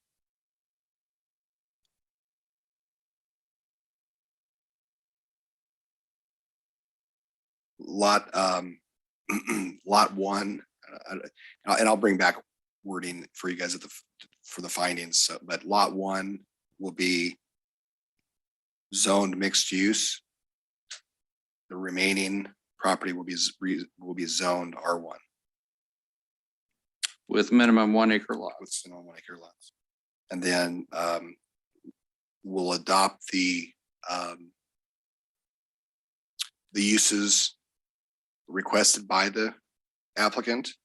And we will adopt the prohibited uses that were part of the CCNRs that were agreed upon by the applicant and the neighbors within the development agreement. Okay. That's all I got. Okay, any further? I second. Okay, we got a motion second. Any further discussion? Hearing none, roll call. Councilman Hershey, Aye. Councilwoman Salmonson, Aye. Councilman Nielsen. Aye. Okay, that motion carries. Do we need this? Do you need a break real quick? This, we got one more public hearing. You're good? Okay. We are going to move on. We do 5. You need 5? Okay, we're gonna take a 5-minute recess, 10:05. It's 9:59.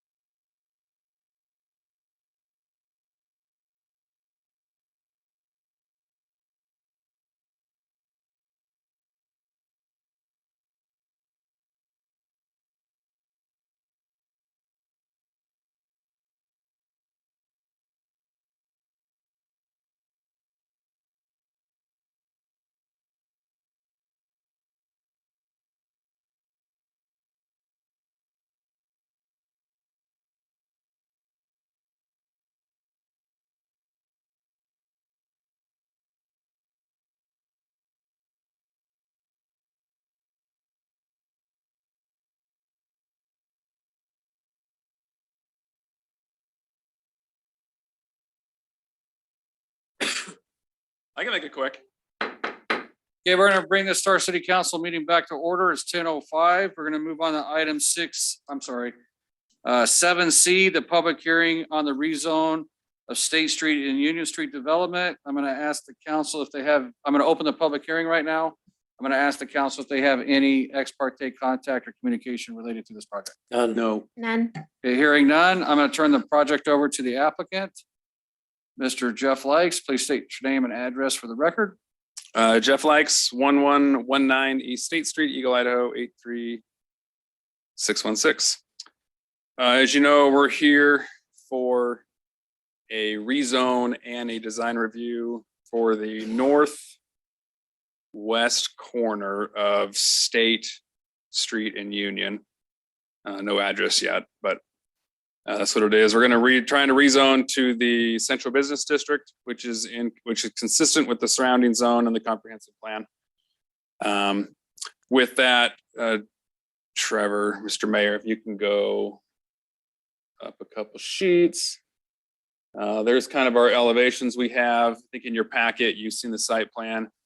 The building is pushed to State Street as far south as we can get it, to allow parking to be on the north and on the east side, with our entrance onto that site as far north of State and Union as possible, which ACHD has commented that is approved for their access plan.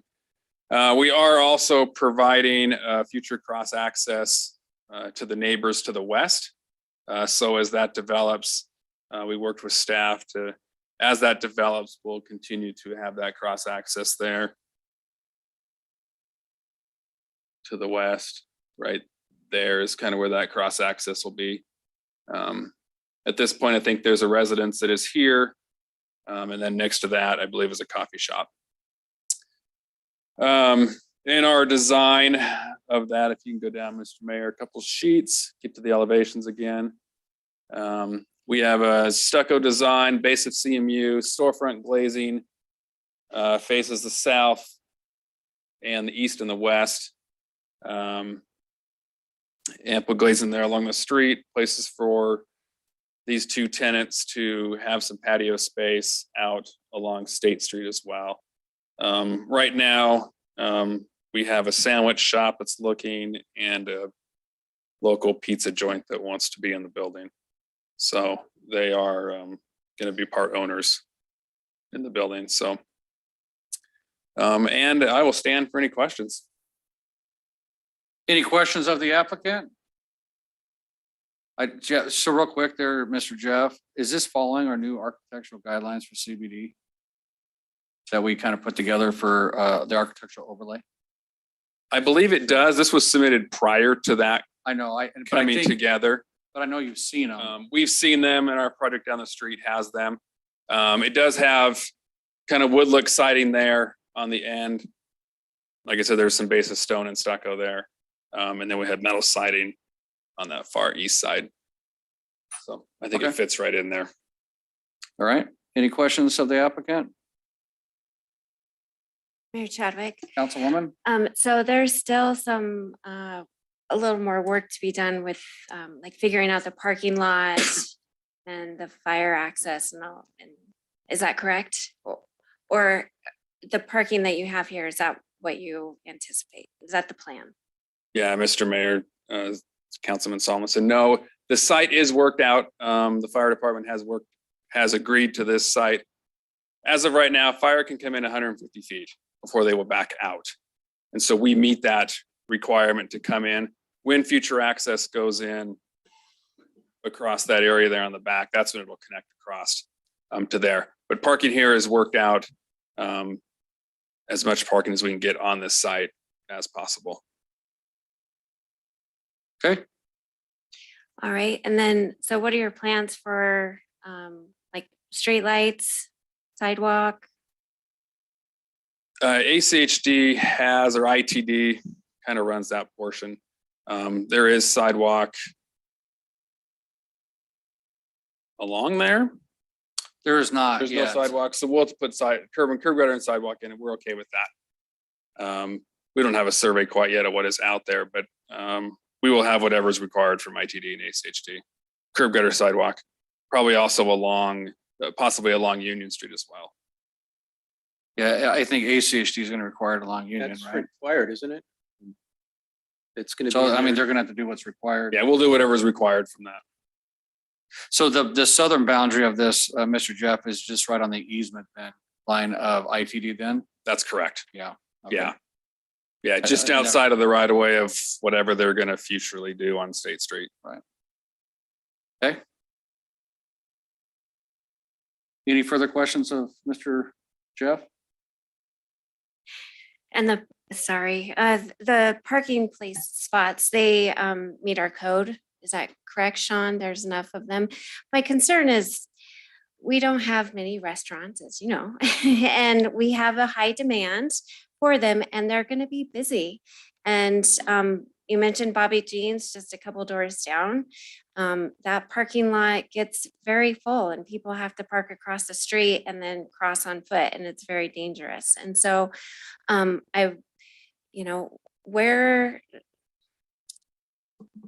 so I just want to make sure that we have the adequate parking, and any overflow that may occur, where are they going to park? Well, so it meets our code. So the Okay. parking meets the code of the square footage that is in the building. Okay. Yeah. Okay. So overflow is gonna be wherever people want to go if it fills in. Yeah, Mr. Mayor and Do what? Councilman Thompson, I know that the CBD district, the downtown comprehensive plan wants walkability. Right. And so that's kind of what we're pushing for here, obviously, is walkability, start getting connection. As downtown further developments, it's gonna get more and more walkable. People will park in places and start walking around. That's, I guess, what we're really pushing for down Yeah. here. Yeah, but there's just no sidewalks, to get to this property. So. Not yet. Not yet. Yeah, right. Not yet. And it's coming. I can tell you right now, everything along there is starting to come about. Okay, Mayor Chadwick. Councilman Nielsen. So, you asked the question that was really coming in my mind, and that was really about our CBD overlay, design requirements and stuff like that. And it looks like based on material selection, that probably meets those requirements. I'm just wondering if we ought to, if we want to take the opportunity as part of the development agreement to do a review of that and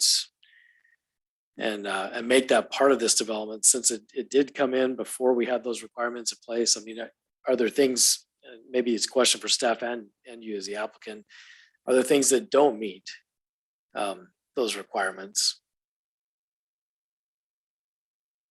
And have we, done any review or comparison?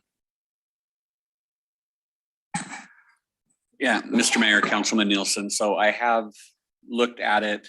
I'm going to be honest, it's been a little while. I would have to go back through and do a more thorough search now that we have the architectural overlay finalized. But we did provide these to Mr. Likes and his team early on, and I think they built that into the design. In knowing what I know of it and looking at the design now, I feel pretty comfortable that it does indeed meet the intention of our new architectural overlay guidelines. Thank you. Okay. Any further questions or comments of Mr. Jeff? Do we have anybody that signed up? Anybody online? Okay. You want to rebut anything yet, or? No, I'm good. Okay, you guys have any further questions of Jeff on there? I just want to, sorry, and I'm going to stop saying I'm sorry. You have to quit saying you're sorry. Stop doing that. Yeah. So anyway, I am very excited more commercial is coming. I just want to make sure that we are, thinking about our pedestrians and safety. If people are going to park across the street, I don't even know if they can. They're probably not supposed to park in the Bi-Mart's parking lot. but at night they very well could if it's busy. But it's a sandwich shop, you said, and a pizza That's correct. place. I'm wondering if maybe we could even just install some little flags that Yeah, are, we already are working on that. okay, Yeah, so that's on the city right now. We're getting 4 sets to go along. and put one there so Well, that it's if gonna people. depend on, we can't just put one there. It's gonna have to be where ITD is gonna allow pedestrian crossing. So we Yeah. can't just set one right in front of them and have them expect people to cross right there. If ITD won't allow the crossing there, then we can't Sure, put it makes there. sense, right, okay, all right, And keep in mind, you will have the ability to park on Union Street to the north. So Yeah. you would not have to cross. all right, and those neighbors there, So I Public- appreciate public you parking. giving him the confidence that Yeah. he's gonna fill up every one of those things. for yeah, us. yeah, Love it. I hope you do, yeah. That'd be perfect.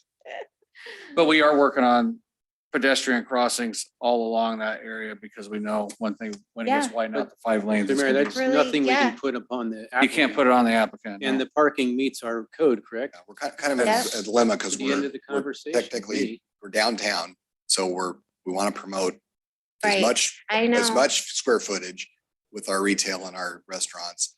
But he could technically ask for a 50% reduction in the parking because he's in the CBD. Yeah. He does meet the entire parking allowances. So, Requirement, yeah. I mean, it's a Yeah. definite dilemma because right now he's the first one in, and so it's gonna take a little while for more improvements of Union Street and everything, but it'll come.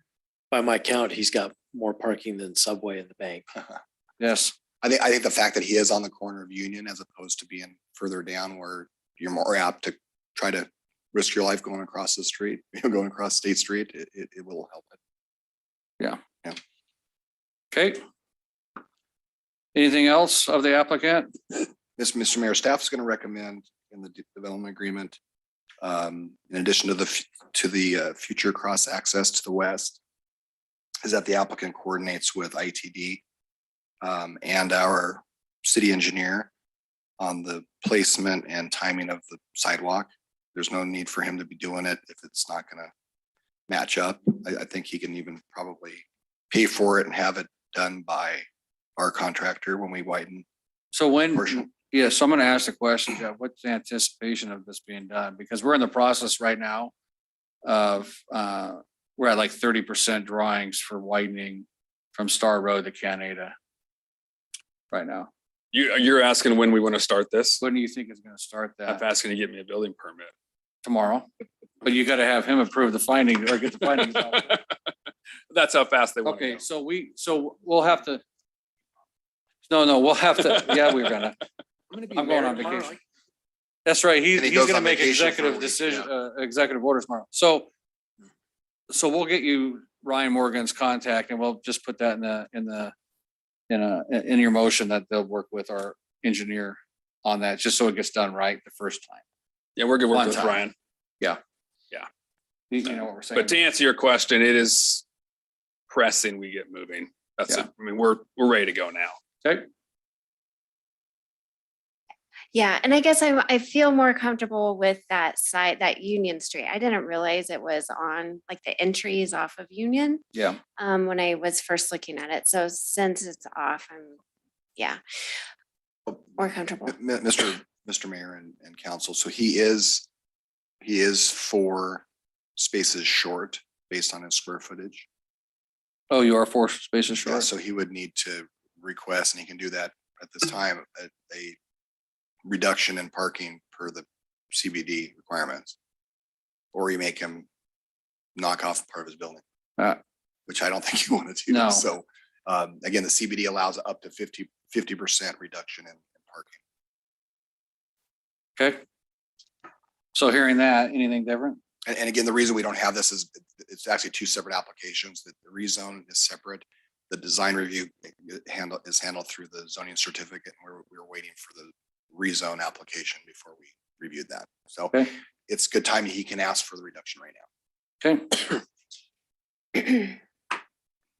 So this is not going to be like a steakhouse and full on like, or Yeah, a big restaurant where, correct? It's not big enough to be a big Yeah, okay. restaurant. No. There's not enough It's- I space. don't, yeah, Not so enough space 4,000 and- square feet is the size, and is that like Subway? Yeah, like what size is that? 2 Subways? That's 4,000 square feet. That's what size it is. Yeah, thanks. Just kinda so like I a can quick imagine serve. it, so I feel more comfortable with the parking. Yeah, there's a quick serve sandwich shop similar to a Subway. And they're actually the bigger, do you go back to that side plan or the floor plan? The pizza's probably gonna be a lot of delivery. This one? Yeah.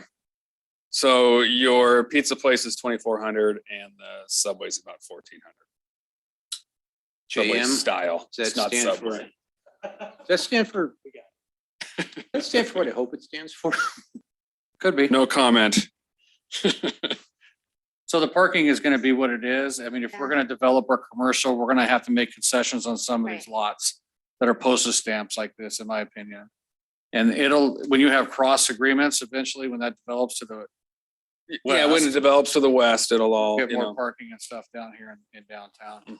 Especially on Which I state- think, honestly, when you get stuff like this, you're gonna start creating that flow of getting other things developed.